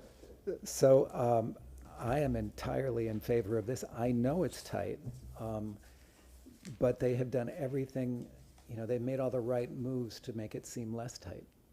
Coastal contemporary. Oh, coastal contemporary, there we are. No, I think they've done a nice job on their proposal to restore the existing home, match the materials. I think they've done everything right with that. I don't love the carport. I understand why the carport's there. It's gonna stay there. I do think if they could do some kind of eyebrow or shed over the back door, I think that this is probably the least attractive of the elevations or perspectives, and I think it would add something, but generally speaking, in a really tight site, I think this looks pretty good. All right, do we have any? Go So I ahead. have one question for the architects. So one of the items that we need to consider is that the new construction is secondary to the historic building and does not detract from its significance. And the thing that kind of hits me in the face when I look at it is I see that second story. And whether or not that detracts from the main house. I mean, I understand that size-wise, it's 300 feet less than, square feet less than the main house. So it's gonna look less, but something about it being a second floor Well, I think just it's- kind of bothers me. I think it's the alignment, because it's perpendicular to the main house. Right, versus- straight on, and Mhm. having the roof line match. Yeah. And I understand why they can't do that because of the parking. So I'm a little torn, and I'd like for somebody, if somebody is so inclined to Talk to me help off me of that. understand why it's not overpowering the main house. Well, I think because it's in the rear of the house, right? It's not from the street, and so if, you know, if you look at it in, yeah, it is a corner, but, you know, they don't have much lot to give, and it's a corner, so, I mean, a corner may be an asset, but it could also be a liability here. But I think if, I think it's appropriate. I don't think it overpowers it. I really appreciate The straight-on view, you don't think overpowers from the front, looking at the front of the house? Well, no, you don't look at a straight-on view. You need to look at perspective. 102. Ron, did you have? We keep on vacillating back and forth with the PD and what's in front of you this evening. The PD allows the massing, the footprint, the height, the massing has been established through the PD. Yeah. That's Okay. really not up for discussion today. Perfect. It's how you articulate what was already approved. A second floor was approved by the PD? Absolutely, absolutely. Yeah, you look at the footprint and the massing, and that was what was presented and approved. So those documents have to come forward through the PD process. Okay. All right, I respectfully disagree that some of the items that we have to consider, like maintaining the quality of the district and ensuring that the new construction is secondary, necessarily interrelates with a second floor. And I understand the point that maybe they were allowed to have a second floor. But there's still qualities that we need to consider of those two, and I'm just saying, I'm having a difficult time. Yes, ma'am. I would like the architects, since they're not, to tell me why it's visually going to appear secondary to the main house. Well, because you're not gonna see it in the view that you're seeing in just a straight on elevation. Okay. It's gonna be secondary just because it's behind. The porch is gonna be, what's primary? The porch in the front. And the scale of the second floor is not gonna overpower, you don't think, the first? No, I've said, I've seen it before, where there's additions in The back? in the back, and it's, and it becomes secondary. I mean, you may see it there, but that's not where your eye is going, my opinion. Is there a motion? That's why I'm asking your architect.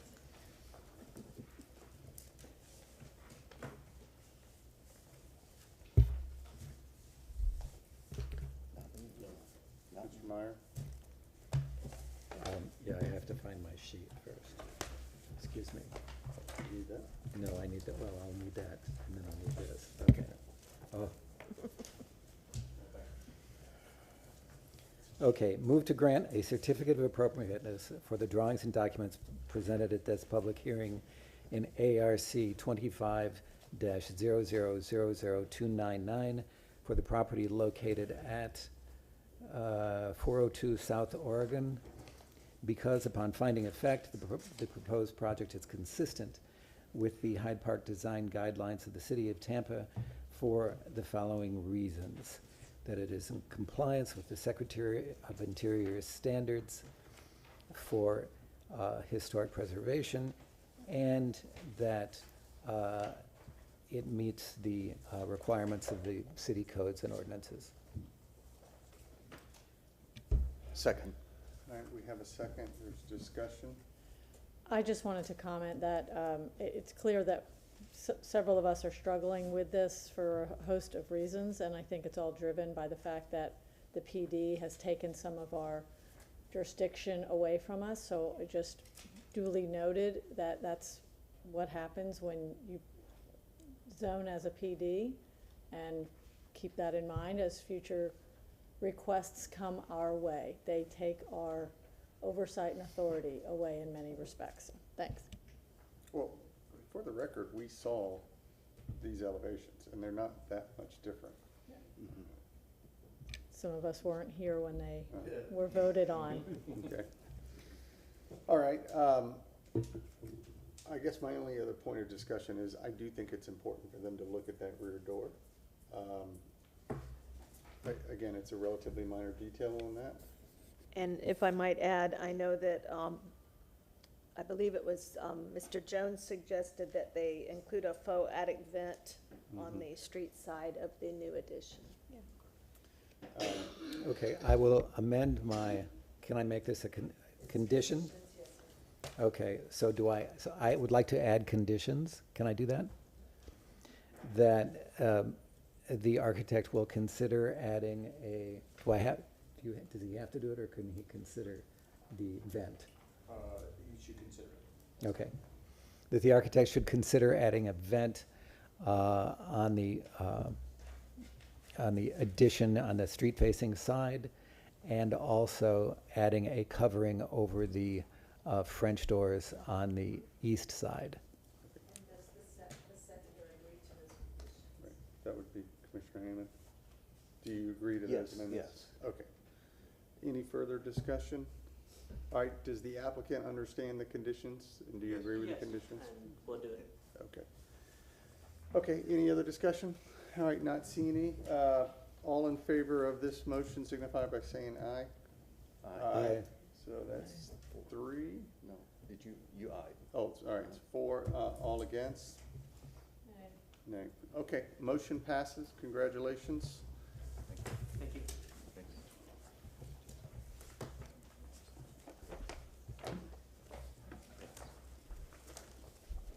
Good evening, Commissioners. Ron Vila. Moving to the next agenda item, which is ARC-25-0000300.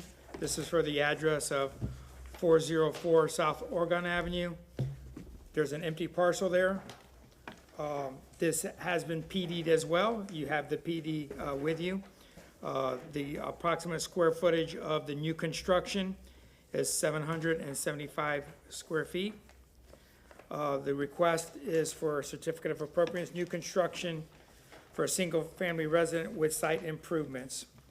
As I stated, there's no alley access here, and there's no structure on the parcel.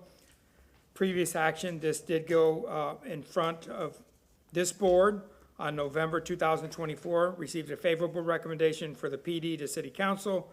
On March 2025, City Council voted it unanimous to move forward.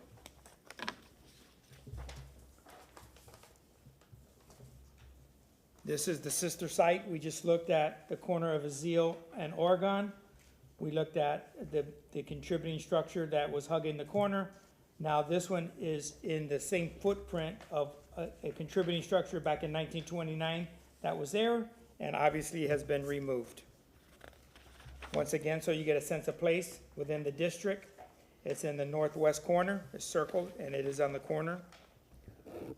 And with our vicinity map, just to bring that point home. Looking from the primary street, which is Oregon, this is the subject site, which is the empty lot that will be receiving the new PD. This is the structure we just looked at. To the south, we have another creative way on these substandard lots, how to get some square footage into Dobyville. On the other side is, to the north, is the site that we just discussed. And just looking up and down Oregon, this is back towards Crosstown, looking at some of the parking challenges they have within the neighborhood to get the parking off the street. I won't reiterate some of the other pictures that we already saw. At this time, I just have the agents address the board.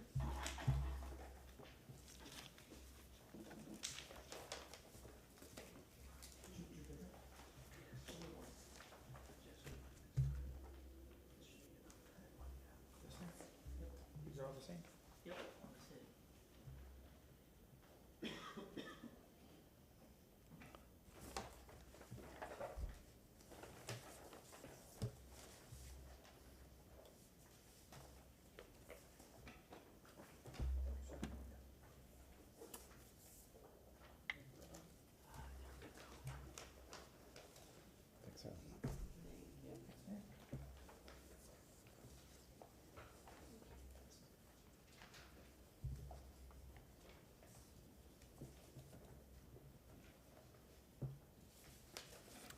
Can everybody see this on the screen? Nice to meet you all again. A few minutes later, here to present the adjacent property at 404 South Oregon. I just wanted to pull up first the PD site plan and the elevations that were presented to this board and city council and approved for the new construction property. The reason that I'm showing these on the screen right now is what you will see in the drawing packet that has been distributed to you, that we have not deviated in any substantial way from what was approved through the PD process in terms of massing, footprint, and so on, right? Sir, if you could please state your name again Oh, for the sorry. record. My Thank name is you. Asad Sheikh, the applicant.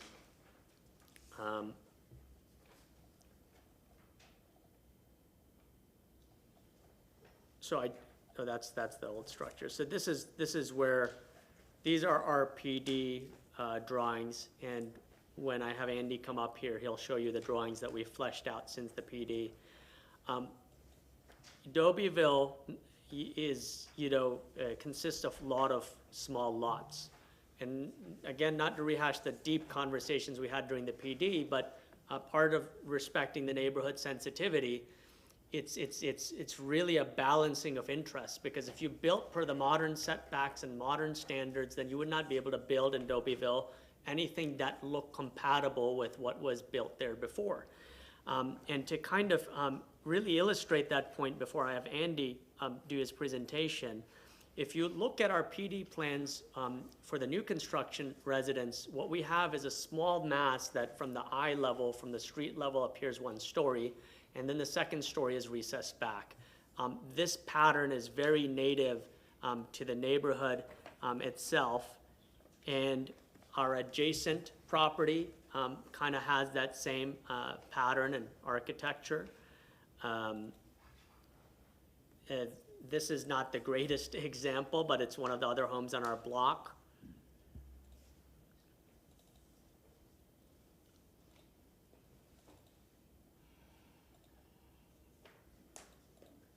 This is an example of another structure on the block adjacent Orleans that kind of shows how we were wanting the one-story mass of the home to look like.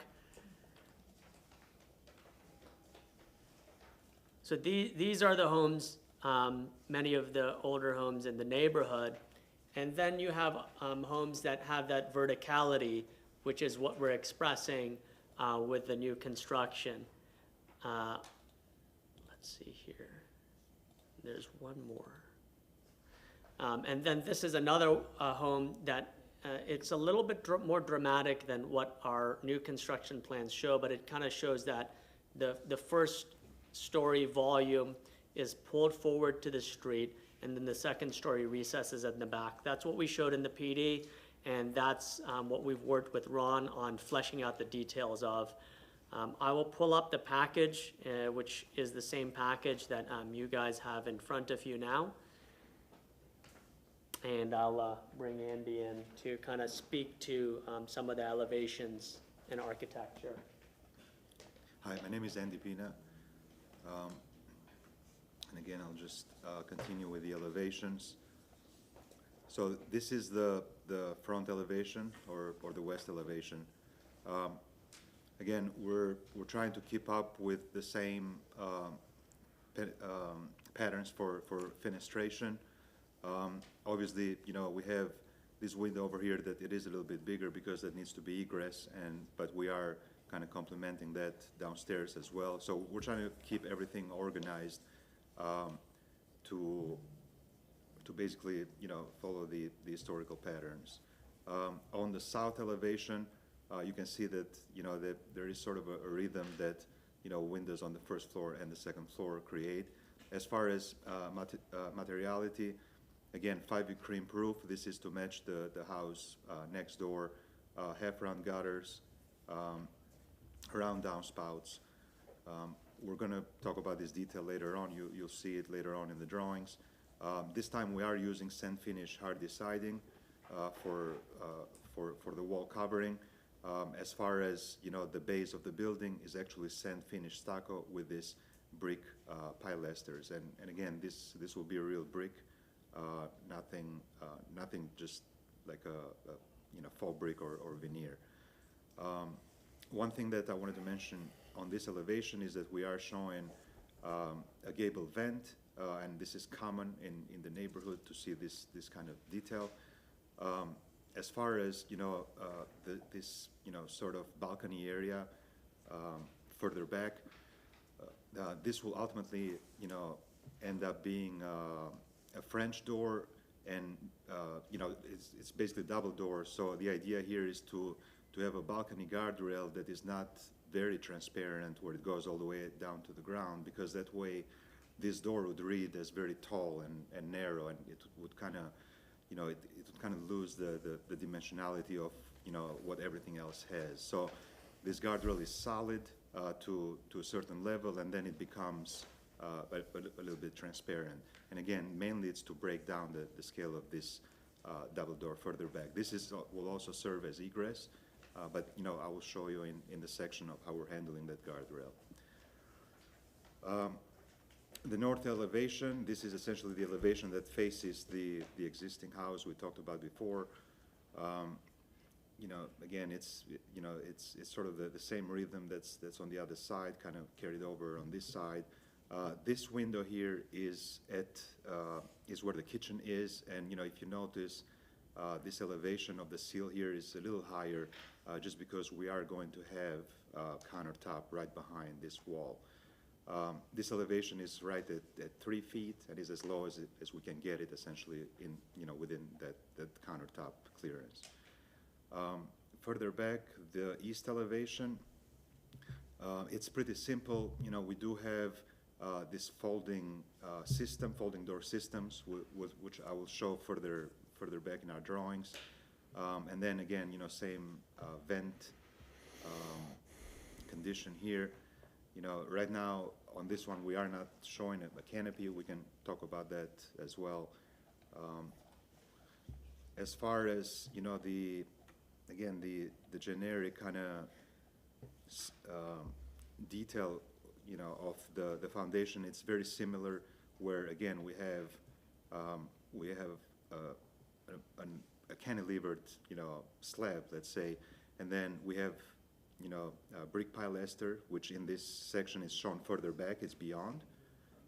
But then over here, we have stucco, sand finish stucco. So again, the brick pilaster extrudes out, but also the line of the siding on the walls also extrudes out a little bit to have that skirt underneath as recessed.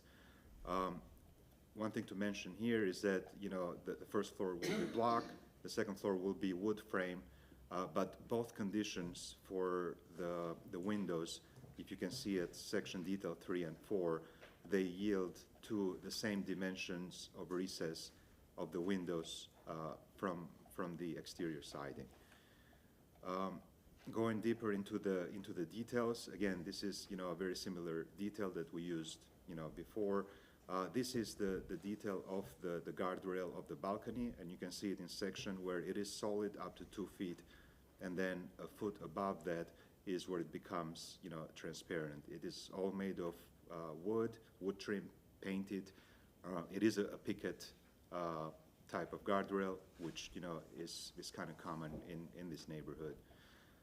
As for the shaded patio, or shaded front porch, I should say, we are giving some details over here. So the idea of these columns is that, you know, instead of wrapping them in hardy or other materials, maybe we can have more of a utilitarian type of design where we have, you know, dimensional 2x6s, but it's 2 of them. If I can show you real quick up, you know, in this detail here. So it's basically, you know, 2x6s, but it's dimensional lumber, it's good lumber, it's not your, you know, your regular construction lumber. And then, you know, also note how we feel, you know, we should handle some of these details where the column connects with the beam, the beam with the column as well. This is basically to avoid any type of Simpson connectors or the kind of standard designs or, you know,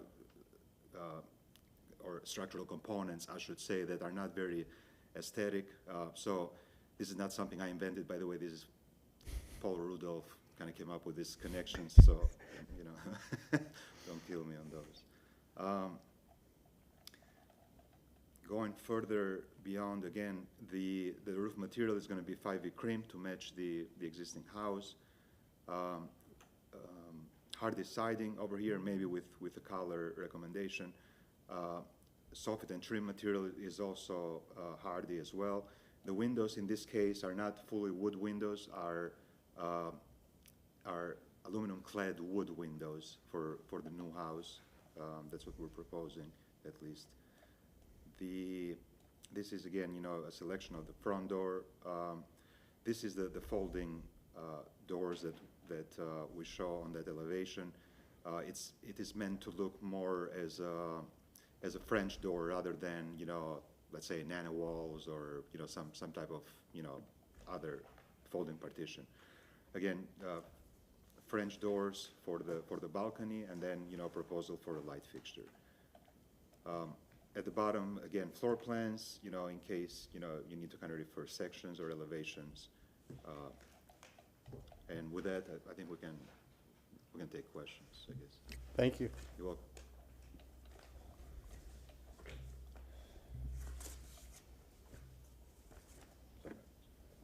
Good evening, Commissioners. Ron Vila, I'm a planner with Historic Preservation. Staff's finding that this application is consistent with the Hyde Park Design Guidelines. We reviewed the plans on July 15, 2025. The application of standards is the design criteria for the Hyde Park Design Guidelines on pages 69 and 70.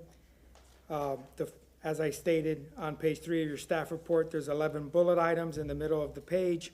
The first 5 have been satisfied through the PD process. When you look at the PD, you look at the footprint, you look at the scale and the massing of the building, they have to come forward with that massing model as part of the PD process that is reviewed by your board. And then there is a motion of either acceptance or denial as it goes forward to city council. And then city council ultimately approved this, as I stated, on in March 2025. There are letters of opposition that are in your packet. I want to bring that to your attention. Moving forward, that this plan that you're seeing this evening is consistent with the PD plan that was approved. When you look at the plan moving forward, the focus should be on the details of the articulation on the building. So I looked at the paired windows and how those are put together, and they changed to what they initially had to be period appropriate. You look at the little balustrade on the upper floor where the French doors are at, and the details on that balustrade there that meets City of Tampa code, that guardrail up top. The larger issue, I think, is what the public's gonna engage with is the front trellis, the overhang there. I had him provide additional dimensions and materials. So as you look at new construction, there's a different material palette. As he indicated, he is providing cladded windows on a contributing structure. That would not be appropriate. On new construction, it is appropriate. So, and then the hardy on new construction is an appropriate path as long as it's a smooth hardy. So on a contributing structure would not be. So there's some of the differences. So the palette kind of changes from a contributing structure to new construction. So this satisfies our concerns, and I'll be here to answer any questions. Thank you, Ron. Is there anyone in the audience who's here to speak for or against this project? Very quickly. Good evening, Commissioners. Michael Pobat, Spanish Town Creek Civic Association President. My previous comments apply to this application also. This is a case of a 10-pound house in a 5-pound bag. Thank you for the privilege of your time. Thank you. Anyone else? Okay, not seeing any. We'll start with Commissioner questions on my right. I'm sorry, I'm a little late rising. Oh, I'm sorry. Sorry. Forgive me. No. First off, kudos mentioning Paul Rudolph's name. He was my husband's friend and architectural instructor at Yale. My comments go forward. Thank you very much for at least hearing them and listening. You need to identify yourself I have again. just Ma'am. in looking, I'm sorry, You have to Bobby ident- O'Brien, I'm sorry, used to having to give where I used to work. Bobby O'Brien, 702 West Bay Street, in Spanish Town Creek, proudly. And I've lived there more than 40 years. So basically, we were looking, when you put these two side by side, which I know you can't, they have to be separate cases, but that's where it becomes really problematic. When you say the front is very prominent and the 3 stories in back will recess. Oh, that's easier to do with architecturally. If you look at the drawings, he puts a red roof on the front part. It won't recess back as easily, and especially if you've walked that perimeter. I don't know if any of you've walked that neighborhood and actually saw this lot. They have a 9-foot driveway where you're not going to be able to open the doors, possibly, of some of the cars. When you look at the back, the front back doors, they're like 4 feet from the edge. So those nice, beautiful folding doors are going to be looking back onto pretty much nothing. It all doesn't seem to fit with the character, again, because it's larger. I know the massing was approved, and that's the way the rules go. I just will reiterate, it would be nice if you did have more discretion and weren't hemmed in by this PD. And I would suggest that you look at something that puts these two side by side, because they are way closer than what any neighborhood should allow. Thank you. Thank you very much. Is there anyone else in the audience? Okay, not seeing anyone, we will move on to Commissioner questions, starting on my right. Great, thanks very much. Thanks for the presentation. Couple of staff questions to start. For 406, the adjacent existing property not part of this consideration, just curious, is that rear, was that addition, or is all of it original contributing? Do you know? I don't think it's contributed at all. Oh, it's not This just contributing. became a district in January 2023, and I think that construction was prior, so we had no input in that Gotcha. construction. Okay, thank you. And then I would like to again acknowledge the residents who spoke today, as well as the letters that were received.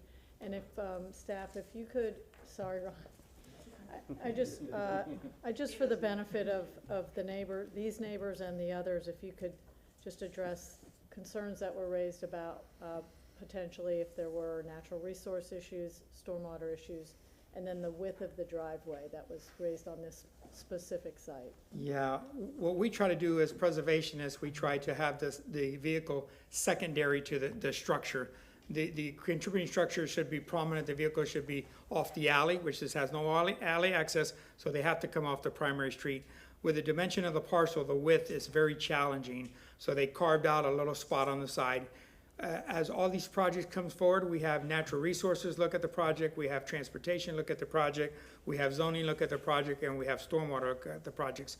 So that's just routinely that those four entities look at every project that comes in front of you for review and comments to see if it's consistent with their code. As presented, the 9-foot wide driveway is the minimum. A parking spot is 9 by 18, so they kind of use that vernacular as the width of the parking stall here at the house. So we tried to engage it as much as we can into the structure. They have tandem parking, which is acceptable for residential. It is not acceptable if it's a commercial application, but it does meet the standards. And as I stated, this is consistent with the plan that went forward. Okay, thank you. Yeah. And then a couple for the applicant. Remind me, what is behind the site? What's directly behind? There's no alley, so you're just running up to a neighbor on Orleans? It's, Correct. Yep. We're running up to that neighbor, there's a neighbor right behind us. Oh, it's the one that's Azeel, actually. Correct, Azeel. Okay. And if it matters, that neighbor wrote a very beautiful letter of support for our project. There were some allusions earlier that I brought friends to the city council meeting. Actually, there were a few people who supported the architecture and the pattern that weren't from the neighborhood. I'll acknowledge that. The neighbor behind me, Barry Olakila, came to the meeting beyond just writing a letter, and he spoke in support of the project. And Caesar, the neighbor at 406 South Oregon, his son lives in the house now, and his son came and spoke in favor of the project. So our direct neighbors, I know I answered a little more than you asked, but. Yep, I wasn't going there at all. Yeah, I but was, I was most curious about what the visual is when you It's look that back. home. The rear, your rear view has the door and the single window, which looks very lonely up there. And then it's just a lot of massing. I'm not sure what's going on the interior, if an additional window could be added to balance that, to break it up.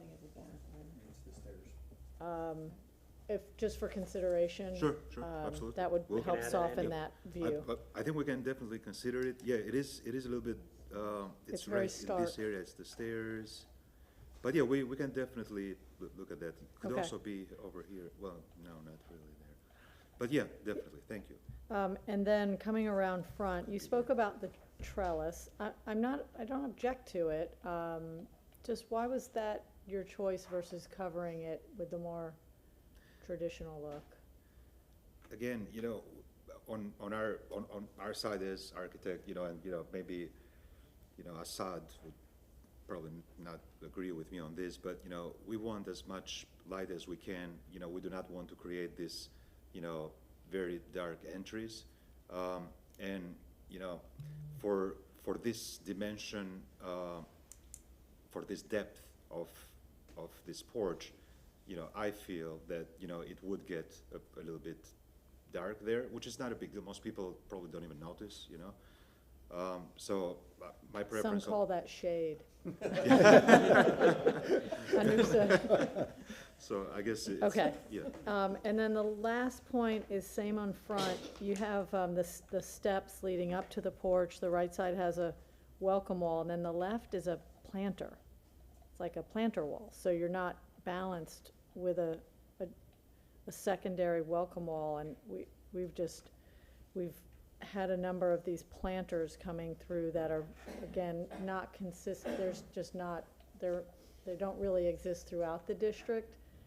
And I'm curious if that represents something that's of purpose or meaningful, or if it was just a design choice, if you would be amenable to adapting that to have a more traditional double-sided welcome wall and planted from the surface landscaping. Our reasoning in this case was that the stairs do have to protrude out, as it happens, a lot in the neighborhood. And, in a way, they are offset, from the center of the porch, because obviously they are in line with the entry door. So we thought it would be, it would be a good feature to have a planter on, in this case, it has to be only on one side of the steps, to kind of break down essentially that face of the porch a little bit. So. I don't love it, but Okay. I'm one voice. Thank you. My only question is the separation next to the vehicle, that fencing on this side, yeah. Yep. Is that just illustrative, or that's what you intend to, and what is that? It's supposed to be wood, Andy. Well, no, honestly, Is it? no, I think the reason this is illustrative because not even the height is correct on this. Okay.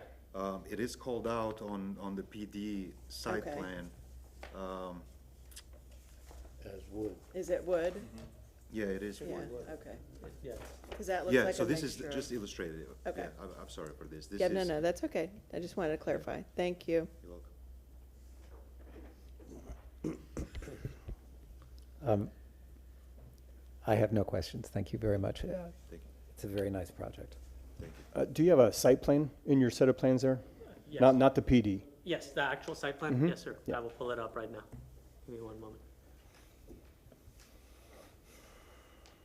And then, you wanna, zoom on this.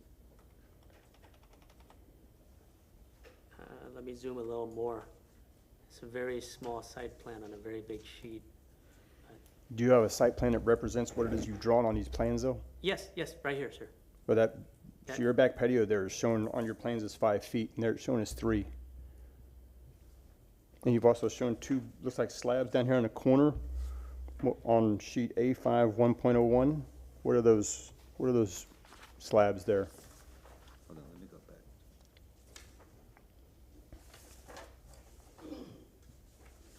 Did you close the other PD? No, it's right here.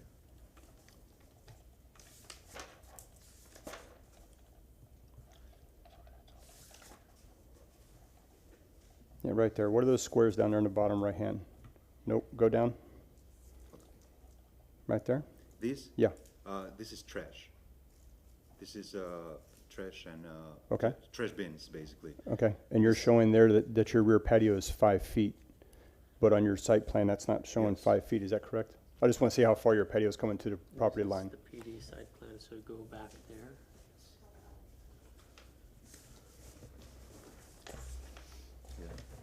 That is a good observation, because these drawings were done by our civil engineer, and I guess we'd have to check with them.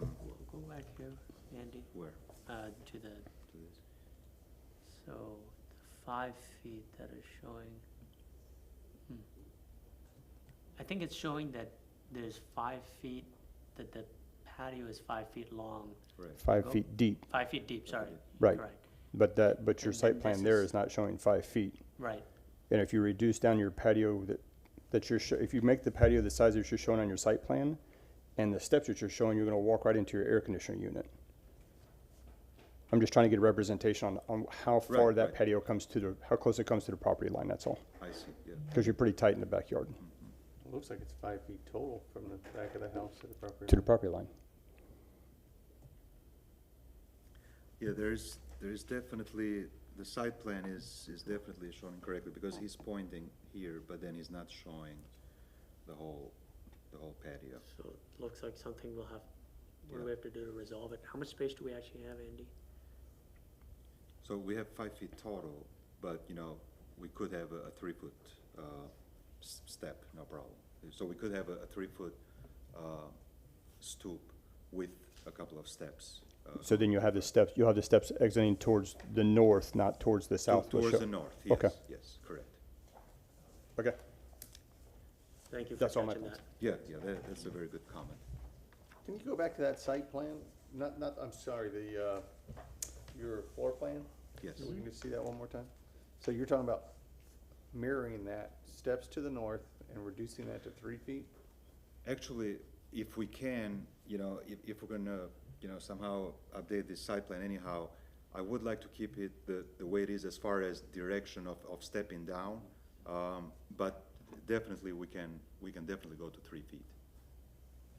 And again, this sliding doors here, I'm sorry, they're not sliding doors, they're we talked about the folding partition, the accordion doors. Again, there is no real backyard here. The idea is at least you open up these doors and then you get some fresh air. You know, it's not to really, you know, go out there and have an activity. Barbecue. So that's why we would not mind at all if we were to update this to 3 feet. It doesn't really change anything for us. You know? So if you're walking out into the AC unit, if you go to the south. So what I mentioned now is that we would like to keep this type of this type of layout where, oh, I see what you mean. So basically, as you come down the steps, you're saying then where, you know, then you're hitting the yeah. So that will have to be resolved. It could be this is on a stand on a wall. It could be that we, you know, we raise it a little bit. It's best practice to raise them anyhow. So yeah. So maybe that's the solution to that. Yeah. Okay. That's it. Sticking with that on the elevations, you don't show the air conditioning units or the trash cans in your elevations, correct? No, we don't show the air conditioning. Okay. Correct. All right. I want to clarify that the planter is shown in the PD.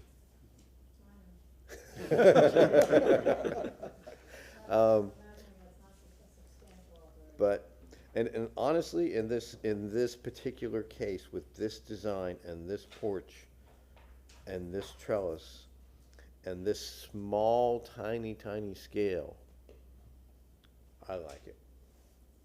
I just want to let you know, I like that little planter and doubling the welcome wall up as a small, tiny planter. It just kind of adds one little, even though it's not standard for the district and all that kind of thing.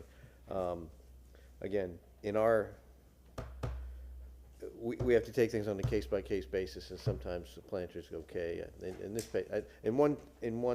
From one person's opinion, adding the Paul Rudolph detail makes up for the planter, okay? All right? And I honestly don't have any questions other than the fact that you can't get out of your car except for crawling out the back. It's tight. It's tight. I have no questions. No questions. The balcony on the 3rd floor, Yep. how much room do you have? It's about 2 feet. It's not much. Okay. It's really like, you know, again, for some, you know, flowers or what, it's not, you know, let me see if I can actually give you a So here's my dimension. question, and Yes. this is just Oh, I'm sorry, yeah. for the potential water intrusion that you're gonna get, I knew someone was gonna ask that, correct. is it worth it? It's egress, isn't it? Well, you can egress through a window. Would it have to be a big-ass window? Well, he's already got one, just that size. No, I knew this was gonna come up, but yeah, is it worth it? I feel for aesthetic reasons, I think it is. I think it does break that mass. You know, it does create this nice feature for someone living there where, you know, they can put some flower pots. But you are correct, and that's something that I have been sort of struggling but you know, we cannot figure everything out. in this phase of the project, I but. like it because you can kind of open it up, step out, wave at the neighbors. I mean, but again, this is also something where, once you open those doors, you want to be able to have that openness because we have the guardrail. It's a very good comment, though. What do you do with the water? Do you have something where it exits this way into the roof, or do you actually do an internal drain and then you don't see anything, and it could be a potential hazard for water intrusion? I 100%. And then the second part of that, and you'll probably be able to tell me that there's an example, but that seems like it's in the same category as the carport. It doesn't seem reflective of what I think of. And none of your photographs show any kind of element like that. And in the back of the house, no big deal. Front of the house, it's catching my eye, and I'm thinking it's such a minor element that is now becoming visually prominent, and it just doesn't seem to, it seems to be a 70s element onto this house that you've gone out of your way to really make consistent. That's just my, so you already answered my question, but did you explore not having a balcony? Yeah, we have, obviously, the first, instinct is to just, go take it easy and do a flat wall, And most people want the extra square footage. No, it's true, and that's true, and that's something that we have talked about, that, yeah, you do lose a little bit of square footage by having it this way. But As a former smoker, I will tell you that that's where, I haven't smoked in 9 months, but that's where I would go to have a cigarette. that's nice. So, Okay. yeah. You answered the fence question. That's all the questions I have. Any other questions? Okay, no more questions, but you have 5 minutes of rebuttal if you so choose. I think we're good. I think we're good. Thank you so much. Thank you so much. Great, thank you. All right, at this point, we're going to close the public portion of the hearing and move on to discussion. Floor is open. I think this is one of the cases that we could put conditions in that staff could take care of, because they're pretty small, in my opinion. Rear porch, the little bit of the balcony, I think this is my opinion. There's very few options, very few things that have to be taken care of. The air conditioning unit, obviously, up off the ground, and in the PD, it's called to be a wall mounted, with a bracket in the PD. It's just not shown in the elevations. And if you're gonna punt, yes, you have to squeeze the porch down to make it match the PD, which is only 3 feet in the PD, with a 2-foot setback. Okay? Because the air conditioning unit has to be beyond the 3 foot from the property line, regardless of PD, regardless of whatever anything the PD says. So those things I think need to be worked out slightly on the site plan issue. Yeah, I don't think it's major. I love the little tiny balcony upstairs. Just like I love the little planter in the front, and I love the pergola. I think they're elegant, small little details on a tiny little house that make it unique and stand out, and not boxy and not blocky. I have a feeling that the mass and the proximity to all the little other houses, I understand the scale of this neighborhood. I really do. One of my best friends lives in it, and is a practitioner and has built houses in the neighborhood. I think that regardless of what, and I totally respect everything that your residents have come in and spoken to us about. I honestly do. I put as much weight on what the neighborhoods have to say as what the applicants have to say. But I think this is going to look and feel and fit into the neighborhood a lot better in reality than it does on paper. Just my opinion of what will happen in the future, as long as everything sticks to what we're seeing here. I think it'll come across as much more in line with the neighborhood. Okay. Yeah, I think it's thoughtful. I don't agree with all of the detailing. I don't particularly like the front pergola. I would rather I would rather see a covering there, because I wonder what it's gonna look like over time, more than anything, and the upkeep of that. I do think the balcony is a little quirky, but I can imagine what the intent was there in trying to push a facade back a little bit more, you know, as you're going up. Generally, I think it's thoughtful. Yeah, I concur with I'm not a pergola fan.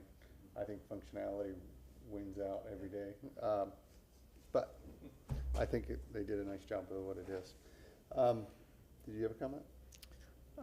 Something was going through my mind, and now I have lost it Well, in the, general effusiveness of everyone. No, I'll pass, and it will come to me in a moment. So I'm not as, I know we're looking at these individually, but I don't find this as objectionable. I agree, I think they've done a nice job of putting it all together. I do not like the planter in the front. I think the enabling, and however that coincides with the PD approval, just, I will likely not vote in favor of this on the principle of the matter.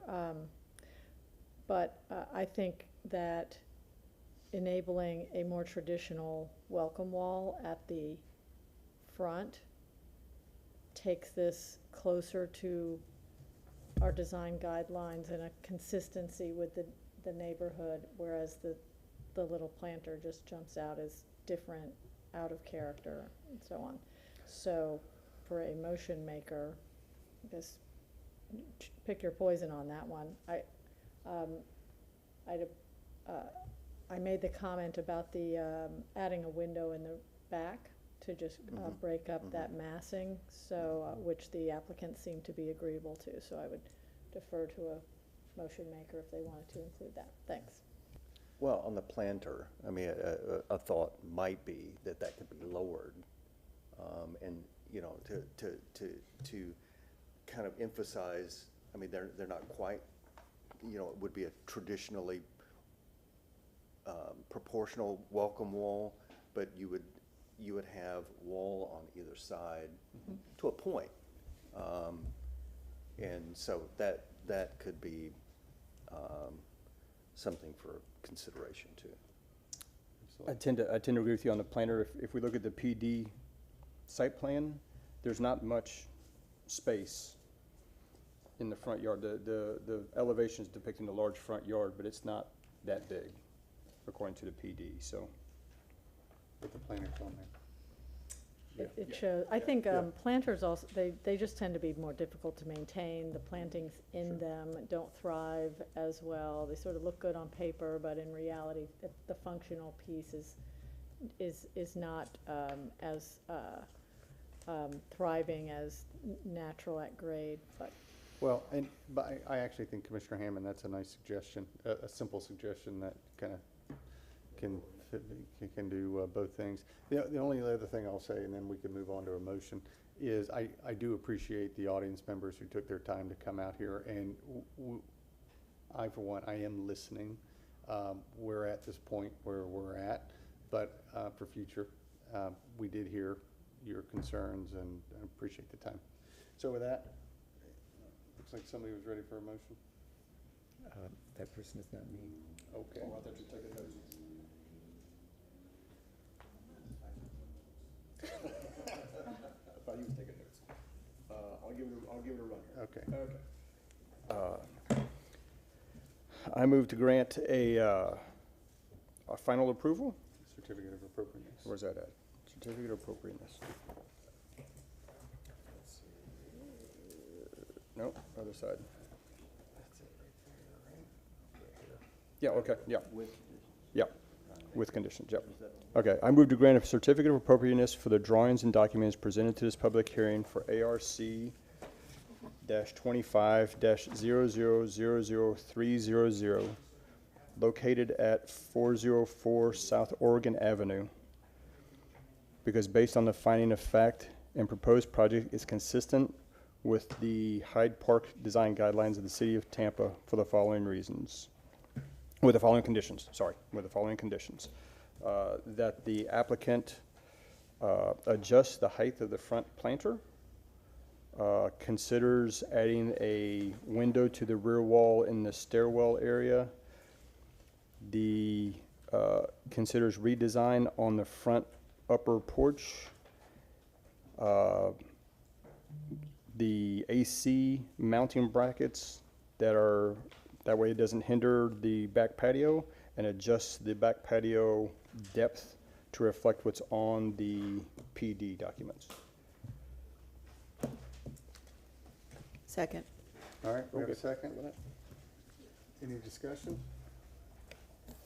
Okay, not seeing any. Can I just add one thing? If you could add some reasons that you found this project consistent with the Hyde Park guidelines at page 3 of the report in the center, where they discuss the things such as the facade proportions and window patterns and roof form, et cetera, just to add some reasons why the Okay. board finds it consistent. Thank you. For reasons that they maintain materials that within the district, trim and detail met the requirements, and entrance and porch projections met the district requirements. Okay, and whoever seconded, Second. okay, all right. Any discussion? Not seeing any, all in favor of this motion signify by saying aye. Aye. All against? Okay, yeah, motion passes, congratulations, look forward to our next project.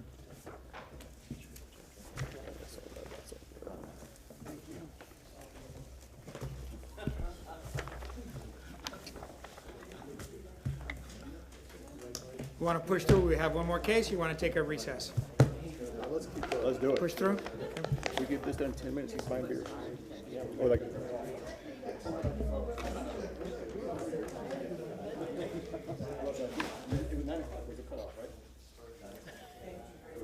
Nine o'clock. 38 minutes. Good evening, Commissioners. Ron Vilo. I'm staff for Historic Preservation. This is our last agenda item, which is ARC-25-00000339. This is for the address of 1902 West Chaton. This is also in the Hyde Park Historic District. There is a non-contributing structure that's on the parcel currently, dates back to 1949. It's a post-war minimal traditional house. Their underlying zoning is RS60.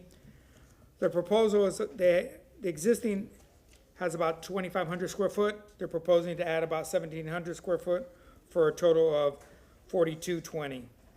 The request is for new construction for an addition to a second story with site improvements. Previous action that this site did receive an addition in 2010, in October 2010. It'll be apparent through the drawings that the agent will show. 2021, they received a swimming pool that'll be shown in the photos, and then they replaced the windows size for size in 2024. Just briefly going through the documentation. This is the Sanborn map from 1929. I circled the property in question. There was a structure there. That structure was removed, and then this one was built in 1949. This is an interior lot. The primary structure faces Chaton. This is our vicinity map. So once again, you get a sense of place. Going back to the minimal traditional style house that's here. It's very long and narrow originally. Very few architectural details. This was housing stock that when the men came back from war, they put it up. You see minimal overhangs, some corner windows that are apparent in this style. You see the engaged garage as well. The vehicle became more vogue, and that's why you see the one car garage that is more appropriate for this style. Once again, this is looking at the front elevation from multiple angles. This is moving to the east elevation. The original house was here with the gable in the front. Towards the rear was the addition. This is some of the housing stock. This is abutting to that same elevation. Going back to the primary house that we're reviewing, you see the multiple gables in the illustration with the engaged garage, front loading. This is more of a craftsman style home that abuts on that side. Moving to the rear, this is all addition, and that 2010 addition. You see the multiple gables that they tried to complement the house. You see the pool there, and just my last photo of the rear, just to pick up on some of the vernacular that's part of the house today. So at this time, the agent will address the board.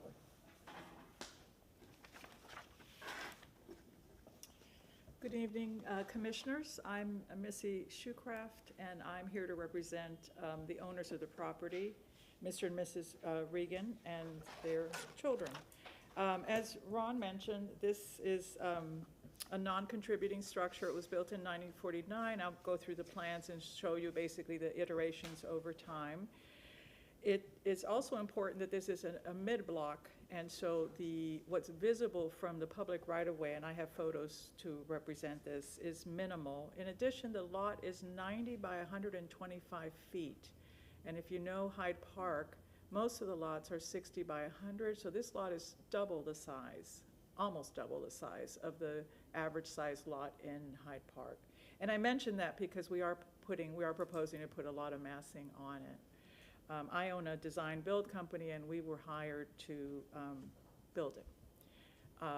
We are also at the moment restoring the first floor because this, although is in a flood zone X, was heavily flooded during the hurricanes, and so the entire first floor of the house as it exists now is being renovated totally. Every bathroom, the kitchen, the flooring, the structural, it's basically a disaster for these people. They have a growing family. They wanted to put on a second story, and so they worked with an architect, and I'm here to present tonight and certainly get your feedback, and I'm sure you'll have a lot to say about it. We also have some letters of support, which I've given to Ron, from the immediate neighbors, everybody, the guy across the alley, the people next door, people across the street, and they are in fact in support of this application. So what I'm going to do is walk you through the plans, and then, as part of, I have worked and lived in Hyde Park for decades, and I am aware of the general concern about a lot of massing put on small houses. That's just a sort of an editorial comment. And it has happened a lot, and some of them actually have been my projects. So I went and took pictures of examples of projects in the neighborhood that have a significant amount of square footage added onto them under the design guidelines that we all operate on, which have never been revised. So whatever was approved here was approved based on the design guidelines that I'm operating under. So I'm going to start with a brief presentation.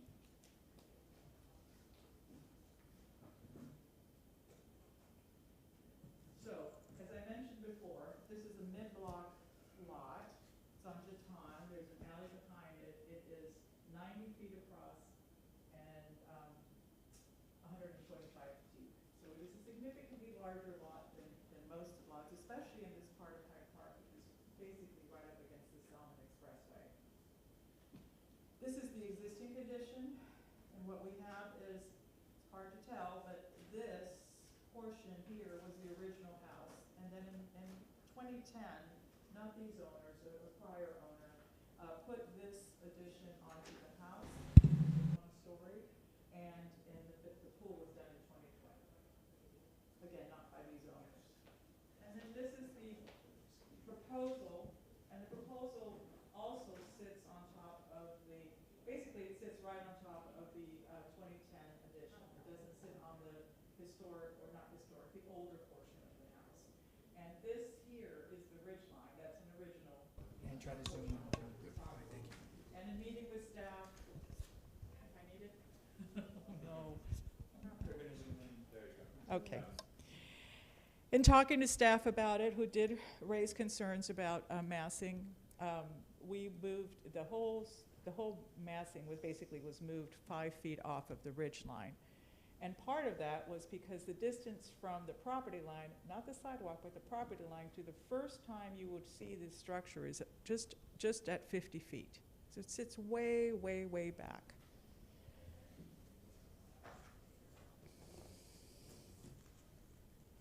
This is the existing floor plan. And again, you can see that this was the original house, right here. Classic 2 bedrooms, hall bathroom, living. They have a den. My suspicion is that this is probably the kitchen at one time, and then the dining room and the garage, which, as Ron has mentioned, is attached to the house. Very unusual in Hyde Park. This is what was added on in 2010. And it's over this that we would like to put a second story addition. This is the floor plan of the second story addition. Essentially, they would cannibalize the dining room, put a stair there, and then have 2 other bedrooms and a master bath suite and an upper deck. That's the 1,700 square feet that Ron was talking about.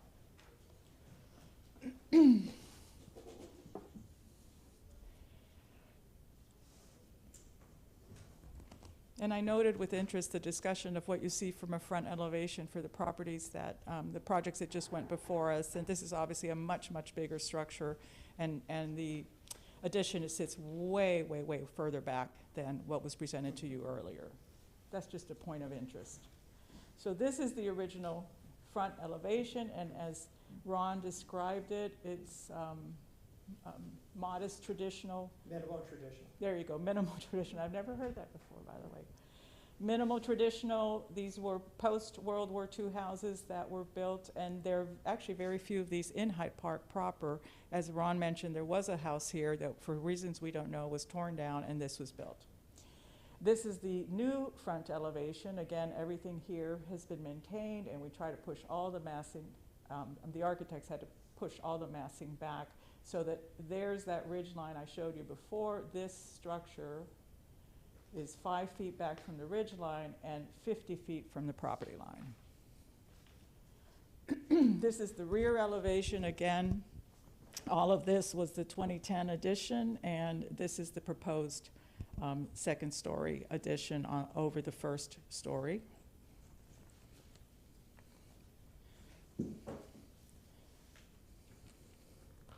This is the east elevation.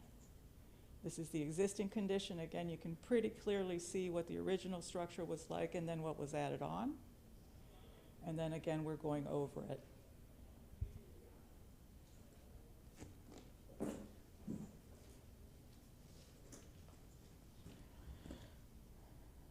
And this is the west elevation.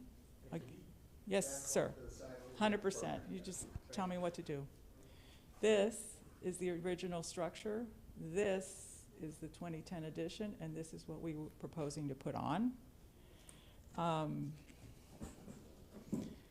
In terms of materials, presently the house is clad in hardy plank, and we would propose to do the same thing for the addition. Same thing with the vintage soffits, the GAF timberline roofing to match the existing condition, the Trex to match the existing condition. So basically all of these are exactly what's on the original structure right now. We have a section here that will give you whatever detail you need, but essentially it is a hardy house with vinyl windows and GAF roof. But what I wanted to show you was part of the research that we sort of took on, kind of just wandering around the neighborhood. And these projects have basically all been approved in the last 5 or 6, say 10 years, but most of them in the last 5 years. This is one I did. This is a while back. This was the Applebaum's house, and this. No, not up here. Okay. So this was the original house, and we were hired to make it bigger, and in fact we did double the size of the house. It's hard to see because of the trees, but there's a connector between this structure, which was the original structure, and then this is the two-story addition that was put on to that house, and that was done about 3 years ago. And this is a close-up of that. And it didn't just double the size of the house. In fact, it was more than double the size of the house. This structure is a Mediterranean revival, also done in the last few years. When you talk about it, see what you're showing. Okay. So this was the original structure, and everything back there was added on by the present owners, who have actually just asked us to do their accessory structure, which is why I know that they did it themselves. And again, this is where you can see the massing on the original one-story Mediterranean. This house is across the street from the Mediterranean and has some similar qualities in terms of how they try to deal with the massing. I didn't do this. So there's the original house, and then you can kind of see the second-story addition pushed back, which is sort of how you would see the second-story addition on this structure.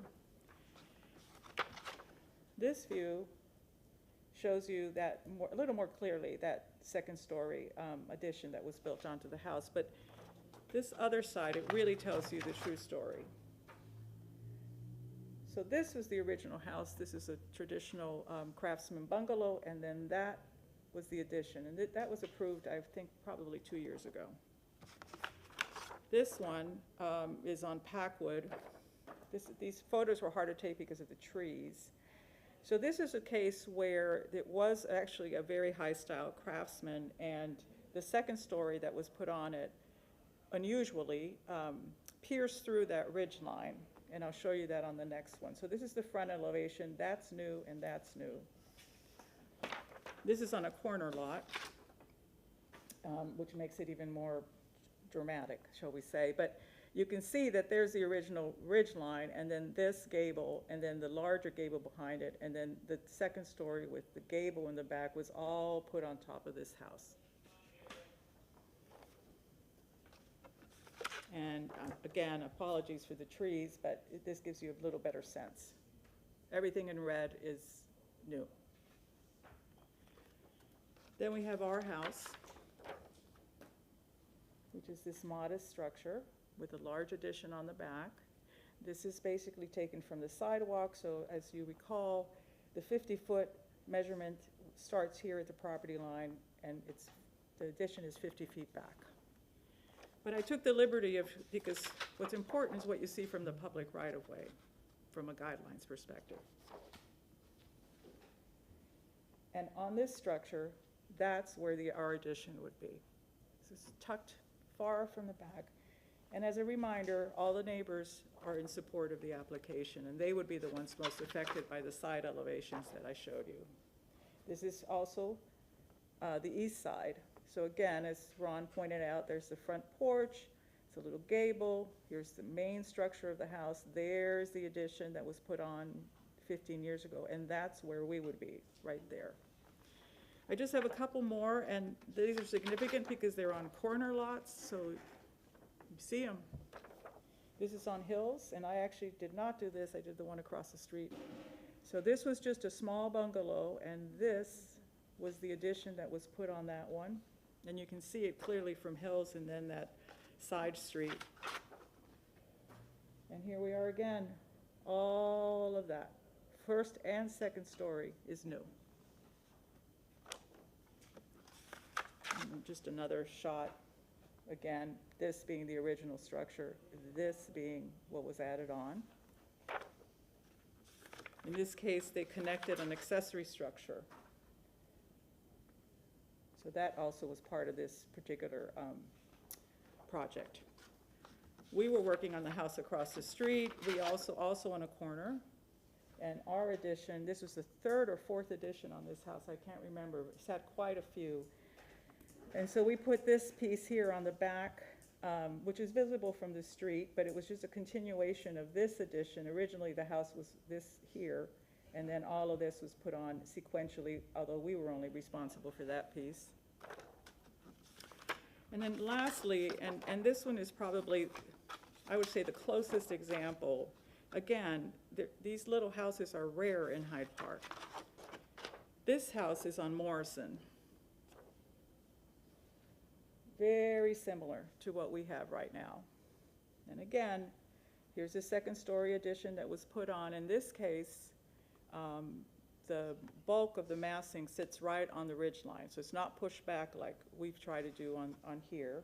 So that's the front view.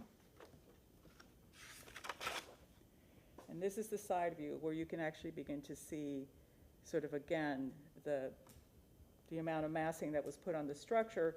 And the only reason why you can see it is, well, one, it's a much smaller lot, but two, the alley goes right here. So all of this is visible. So as you all know, the design guidelines have a list of criteria. And again, as a reminder, although this house is not contributing, we still have to comply with these guidelines according to the design guidelines and of course the Park Service. So in terms of scale, height and width, we believe that the proportions of the new addition are comparable to other buildings, not only on the block, but in the neighborhood. The massing and building form, it's has the same relationship in massing to other buildings in the district.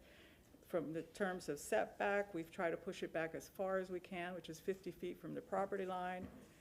None of these are there. Orientation and site coverage, again, we're respecting the traditional pattern of houses in Hyde Park. The alignment, rhythm, and spacing will have the same patterns as other houses on the block. In terms of maintaining materials, the house has been removed of all original material. It's hardy board and vinyl windows, and we are going to repeat those on the addition. Trim and detail, there's very, very little, very, very little. But we would, of course, replicate what's there. Entrances and porch projections don't really apply because the only entrances that we have are on the first floor. Roof forms and shapes and material, again, lots of gables on the house, both existing and what was done in 2010. And maintaining the quality within the district. Now, this is a non-contributing house. Clearly, these people can tear this house down with a demolition permit. They don't need anybody's permission, including this board, but they do need the city. But they don't want to do that. They really like the house. They've hired us to basically put it back together on the first floor after the flood. And by that I mean all the traditional materials, 1940s tile, very traditional people. But they don't want to leave, and they don't want to build a new house. They just want to add square footage to the house that they purchased just a few years ago, and then hopefully make it something that they can add their family, their growing family to, essentially. And with that, I will stop. Thank you very much. Good evening, Commissioners. Ron Vila, staff with Historic Preservation. There were 4 letters that the agent just gave me. They're say the same thing except for the name that's here, but I wanted to put that into the record, and we could receive and file this at the end of the meeting.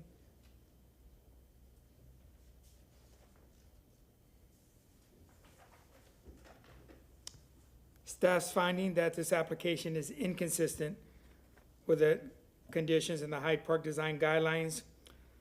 We looked at the plans on May 16, 2025, and using the Hyde Park Design Guidelines, page 69, I think the first 2, the scale and the massing and the building form, are very atypical as far as the overall square footage that they're trying to bring into this request.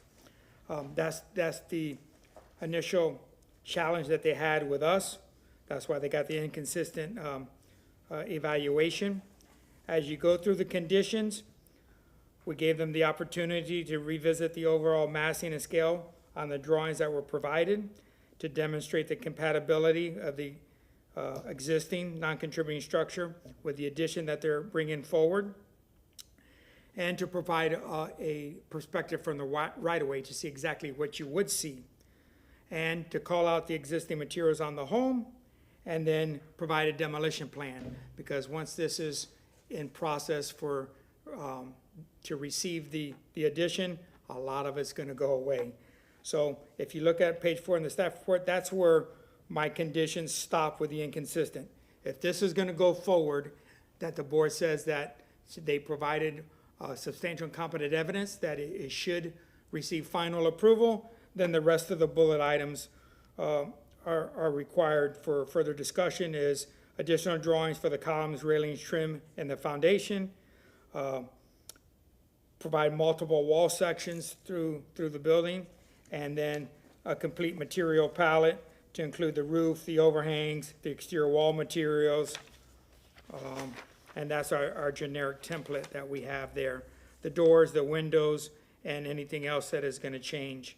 So I think the bulk of the discussion is gonna be on the scale and massing, and then if it takes us further, then we could get into that discussion as well.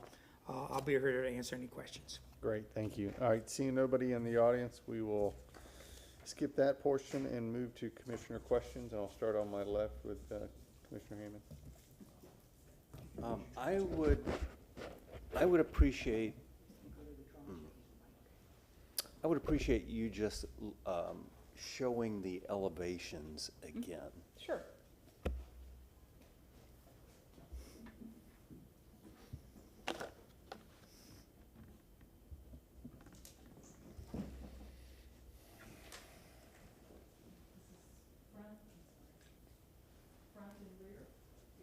Proposed.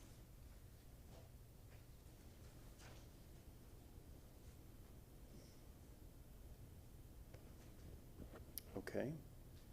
If you could just, Side, yeah, okay. yes, thank you.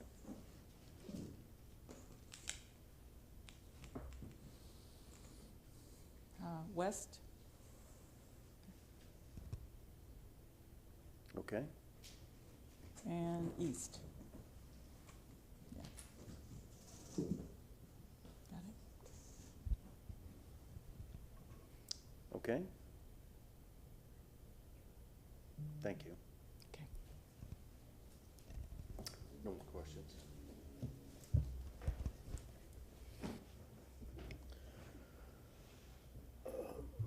Do we have a full site plan for this? Yes, you have an existing and proposed site plan? I mean,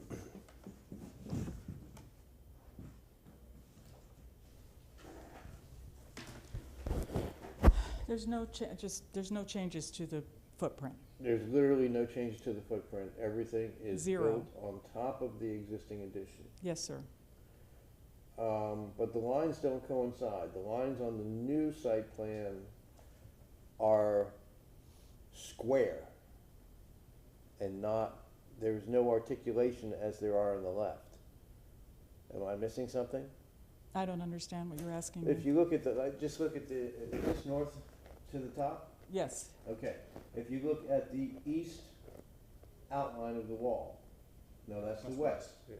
If north is up, then that's east to the right. yeah, so there's That- overhangs, yeah, over Well, here. that's what I'm saying, these overhangs are this red line on the left-hand side of the existing site plan. There's a lot of articulation and jogging in and out and change in plane, and on the right side, it's just a straight line. That's correct. So it's not built on top of the existing. Well, I mean, it doesn't touch the ground. It's gonna cantilever over. It's within the So you're setbacks. building, okay, so it's not a projection of the ground floor. It goes beyond the ground floor. It cantilevers out over the ground floor, the second story does. Absolutely, right here. Okay. Well, it creates a straight line all the way Yes, across. but this okay? is that one place that you're talking about. Yes, you're And this is, correct. yeah, this is what I'm trying to figure out. We're trying to figure out what Yeah, it is that's what being you're looking at. presented and what Mhm. we're looking at and what we're approving. So, because in the elevations, and we all understand, I mean, I think that most of us understand from perspective standpoint, in the elevations, it looks like a giant box dropped on top of the existing backyard, and the backyard in itself is broken down into beautiful little tiny secondary gables and intersecting gables, and what we're seeing in elevation is this just big box on top of it. So they're two different things. Okay, Okay, yeah, can you go back to the original elevations that were just up? I wanted to see the site plan myself to see why everything looked so boxy if it was just the Well- addition being put on top of. There's that portion that we were just discussing, sir, right here. Right. So And that's this what we're is- looking at. If you slide that drawing down a little bit, or can the camera pan up, one or the other? You can't move the drawing, I understand, because you're on the easel. Can the camera pan up a little bit, please? He's hearing. There we go, boom, fantastic, awesome. But you see how even this addition that was approved in the past, by the board, because this was a historic, this was in a historic district, even though it was a non-contributing structure, it had articulation, it had various, pieces and massing that were I guess submissive to the main house, if that's a word. And the addition we're looking at now have the second story at the top have giant gables and just flat walls and no articulation and no, I guess it's articulation. It's just there's no articulation. It's no meaningful play with massing, and I think that's part of the problem. So the question is, and I know you're not the architect, you're not the designer, you're a design builder, you're the builder basically, you're the contractor. Would the designer consider going back and just articulating this mass somewhat? And you can put up the front elevation too. Do you think it's possible that your designer, if it is you who hired it, if you're a design builder? I am the designer in my company, but this project. That's what I'm saying. Okay, was- so it's an architect-builder relationship you have, not a design-build. Well, I'm not an architect, I'm a designer. I have. I'm saying it's Oh. an architect-builder relationship now that this is being proposed in, correct? That's right. Okay, So we all right. inherited this project from Luttrell, the architects. Right. And I do believe that, one, I think they would be interested in the board's comments. I mean, and also. Well, we're either some of approving or the- denying. No, there can also be a continuance. Okay, understand. And that's Understood. probably what I would prefer, because the board is here. Right. You all know what you're doing, and if you have suggestions, I will say that I have been in discussions with Ron about doing some of the things that you're discussing. That which I'm is- bringing up, Which is okay. basically to have a lot more in and out, a 'Cause lot Ron's- more movement. Ron's very good. So. No, he's not. Okay. It's terrible. No, I mean, we respect the staff's, Oh, yeah. work and opinions, and this mass also is straight out wall to wall, all the way across the building mass, all the way up vertical. There's no, there's no notches in, there's no recess portions from the original house. And I know you know this neighborhood, right? You've been through this neighborhood a lot. And every other house in this neighborhood, it seemed. I literally got here late tonight because I was riding my motorcycle through that whole neighborhood today, just taking a look at what this neighborhood is surrounded by. And they are some of the most exquisite bungalows and craftsman-style houses in Hyde Park, period. And they're just gorgeous. I get goosebumps thinking about it, just literally riding through the whole neighborhood. And that's the kind of massing, not the ones that you presented, but those little bungalows are the things that you're relating with. Those are the things you have to deal with and be compatible with, are your immediate neighbors. So, and I can only ask, and you can't answer because you're not the architect. I can only ask, would the architect consider going back to the drawing board and leaving some of these beautiful little nested gables in the backyard that are there on this addition, and keeping them in the new part, and somehow raising those roofs up a little bit, but keeping them, with all this in and out, and because it's really an elegant backyard that's there now. it's a beautiful, elegant backyard. And what's being proposed is not beautiful and elegant. Would you like me to answer that question? Sure. Okay. Yes, I'm sure the architects would be more than happy to take a look at all these comments. Okay. Yeah, I have All a right. sense that they are open to reinterpreting some of this. Okay. Let me just say, though, what's important to the client, and this has nothing to do with historic preservation, is number of bedrooms and bathrooms, you know, related to children and that kind of stuff. That's what they're interested in. Of course, they're interested in how this looks, but I think that if we can deliver, or the architects can deliver, what the family needs, and also take into consideration the board's position on what the elevations look like, I'm sure the architects would be happy to take a My look at next it. question is, would they consider, you know, either an outbuilding further away from the house, or, this is the owners then, would they consider a horizontal addition to get more square footage, but keep the mass down? You know, we're site constrained. We're, Well, you got a beautiful pool there. I know, but they just built it. They got the pool. They're not gonna take out the pool. They're not gonna take out a pool. They have small children, trust me. It's not happening. Yeah, I mean, this is the pool's here, and this is a beautiful backyard, which they just finished a couple years ago. Yeah, that whole backyard photo that Ron put up at the beginning was Yeah, no, it's quite just lovely. gorgeous and elegant. Yeah, I can't touch that. Okay. All right. I don't have any other questions. Can you pull up the wall detail for me that you Yes, showed? of course. My bad. I'm sorry, guys.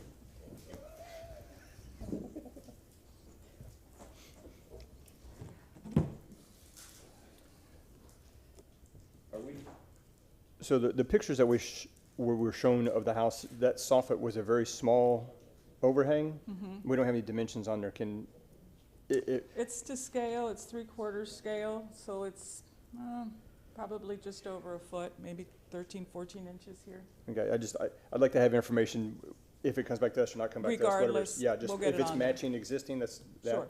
Sure. The siding on the pictures that Mr. Vila provided us, it looked like it was aluminum siding in the back. No, I believe it's hardy, sir.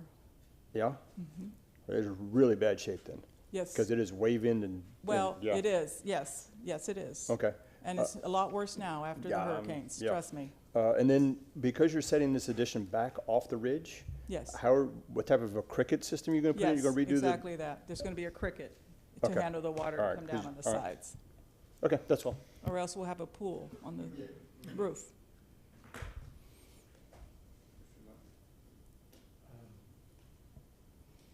I have no question. I really appreciate your walking around the neighborhood and giving us pictures of the other kind of really large things in the neighborhood. It's sort of a lesson to us. And also, if you could bring out the front elevation again, because I find that. By the way, I did many of those. So, I mean, we've It's- probably done about 70 houses in Hyde Park by now, a lot of them. When people have the means in order to get themselves more space, they generally will get They'll more try. space. Yeah, or they can go to Parkland. So, the cross gable seems, something's not right there. The windows seem too close to the soffit. Yeah, it seems like, yeah.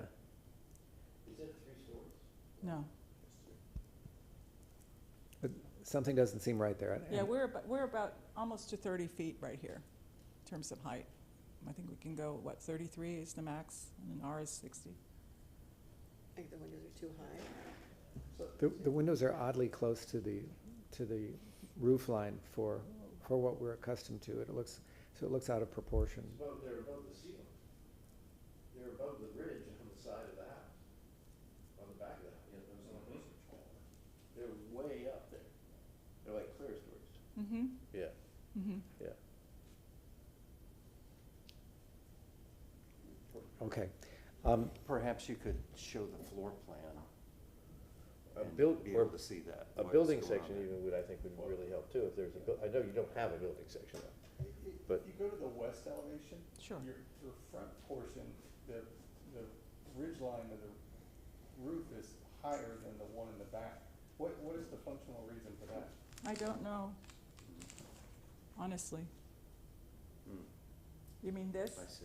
Yes. Yeah. So, I mean, that would help dramatically on scale if you could match those at the lower elevation. Yeah, those were And the I, you know, I placements. hear what you're saying about this happening. Breaking down the massing, obviously, but we have to Yeah. do it on the second floor for sure. I think even if you look at the windows in the rear, to the right, the doors and the windows to the right, second floor, and then follow the heads of those over to the left, They're so much higher. what's going on? Why is that so high? Well, I should have had them here. Yeah. Okay. That's okay. So my only, or are you done? I'm sorry. No, yeah, We've all interrupted. I'm, I am, yes, I'm done. Thank you, Mr. Myers. I guess I'm gonna jump ahead, if I may. Yeah. Are you eventually gonna ask for a continuance Yes. of this Let's go. meeting? I'd like to. I Yeah. mean, I hear the board. We certainly have work to do, and I think we can accomplish everything. I think we can accomplish what the family needs, and I think we can satisfy, and it's not satisfying the board, it's basically doing what the design guidelines tell us we need to do. It's satisfying the neighbors also, Yeah. you know, and the neighborhood and what they deserve. You jumped ahead, but yeah, I would like to go there specifically, which was, the photo essay that you provided was interesting and frankly, a little bit alarming. No, I mean, the character of Hyde Park is being transformed by these. So I'll dispense with the commentary. The question is, or perhaps for the future state, would be to better understand the photo essay of the adjacent homes on the block. Okay, we can do From what I that. can, it looks like you've got single story. There's a two-story immediately east, and there's a two-story sort of catty corner across the street, and the rest are majority single story. But I think it would be helpful for us to understand what the character of that block. specific block is, as well as what's behind the, across the alley, Yes. behind across Yeah. the alley. Okay, sure. And you're, I'd yeah, also, go ahead. just, I think it's, what is the max height? If it's specified somewhere, I've missed it, but It's just- 33 feet. It is, ma'am. okay. Yeah, in this district. Okay, and ultimately, I put such strong,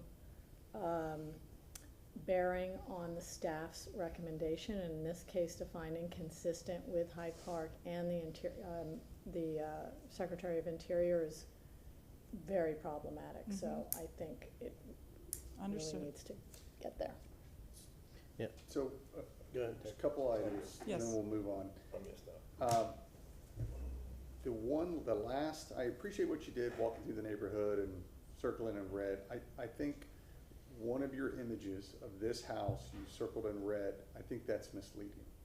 And I don't think it's. The side views?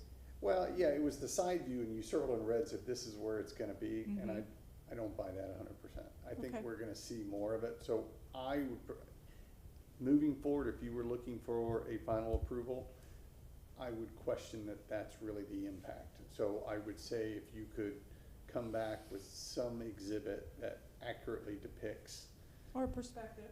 well, yeah, You know, absolutely. just two perspectives, one from each Yeah, side. that would be fantastic. Easily done. And then my last question, flood. This did not get tidal surge. What caused the flood? Well, I don't know if you know about water on Howard. This was from that. Absolutely, yeah, Okay. yeah, and it was devastating. I mean, they're Zone X, they had no idea, Huh, you know, and I mean, the okay. water, when I say the water came in, I mean the water came into here. Wow. Completely, just destroyed the first floor. So are there any modifications related to flood that they are gonna integrate? No. Or it'll happen Okay. again.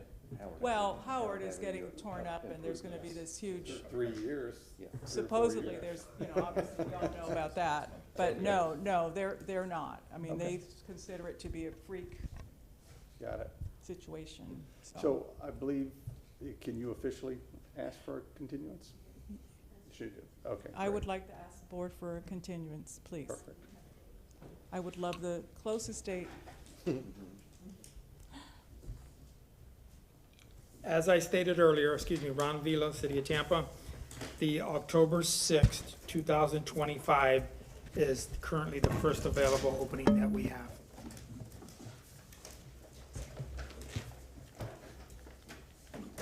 Want to give it a shot? Sure, I'll give you a shot. If somebody stole mine. Continuance. Continuance, okay. I move that the variance request for case ARC 25-00000339, located at 1902 West Jetton Avenue in Tampa. 14. Sorry? We are doing a move to a grant, a continuance. Continuance. Yeah, not related to a variance, just on page one. Yep, sorry. About 2/3 of the way down, you'll see continuation. Oh, continuation, okay, Yes, yeah, yes, all sir, right. thank you. Move to grant a continuance in case ARC 25-00000339 for the property located at 1902 West Jedden Avenue, Tampa, Florida, to the October 6th, 2025 public hearing at 5:30 PM. Second. All right, we have a second. Seeing no discussion, all in favor signify by saying aye. Aye. Motion passes unanimously. Thank you. I move to, I need to ask a question. If there's an opening in September, because somebody might drop off. That's a Ron Yeah. But what question. I'm saying No. is, just because we said moving to October, if there's an opening in September, it's okay if we go in September? No, it's not. We have just continued it to that date and time certain, so anything different would have to be renoticed. So, and we wouldn't have time, so. Thank you very much. Sorry. Thank you. I move to receive all documents and testimony herein. Second. Second, seeing no discussion, all in favor signify by saying aye. Aye. Motion passes, and this meeting is adjourned.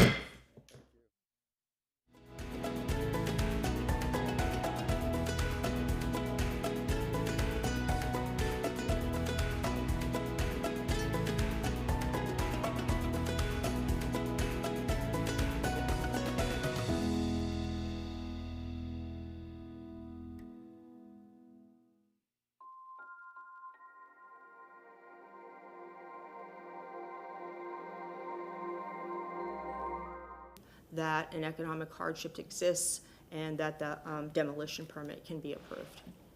We're available if you have any questions. Thank you very much.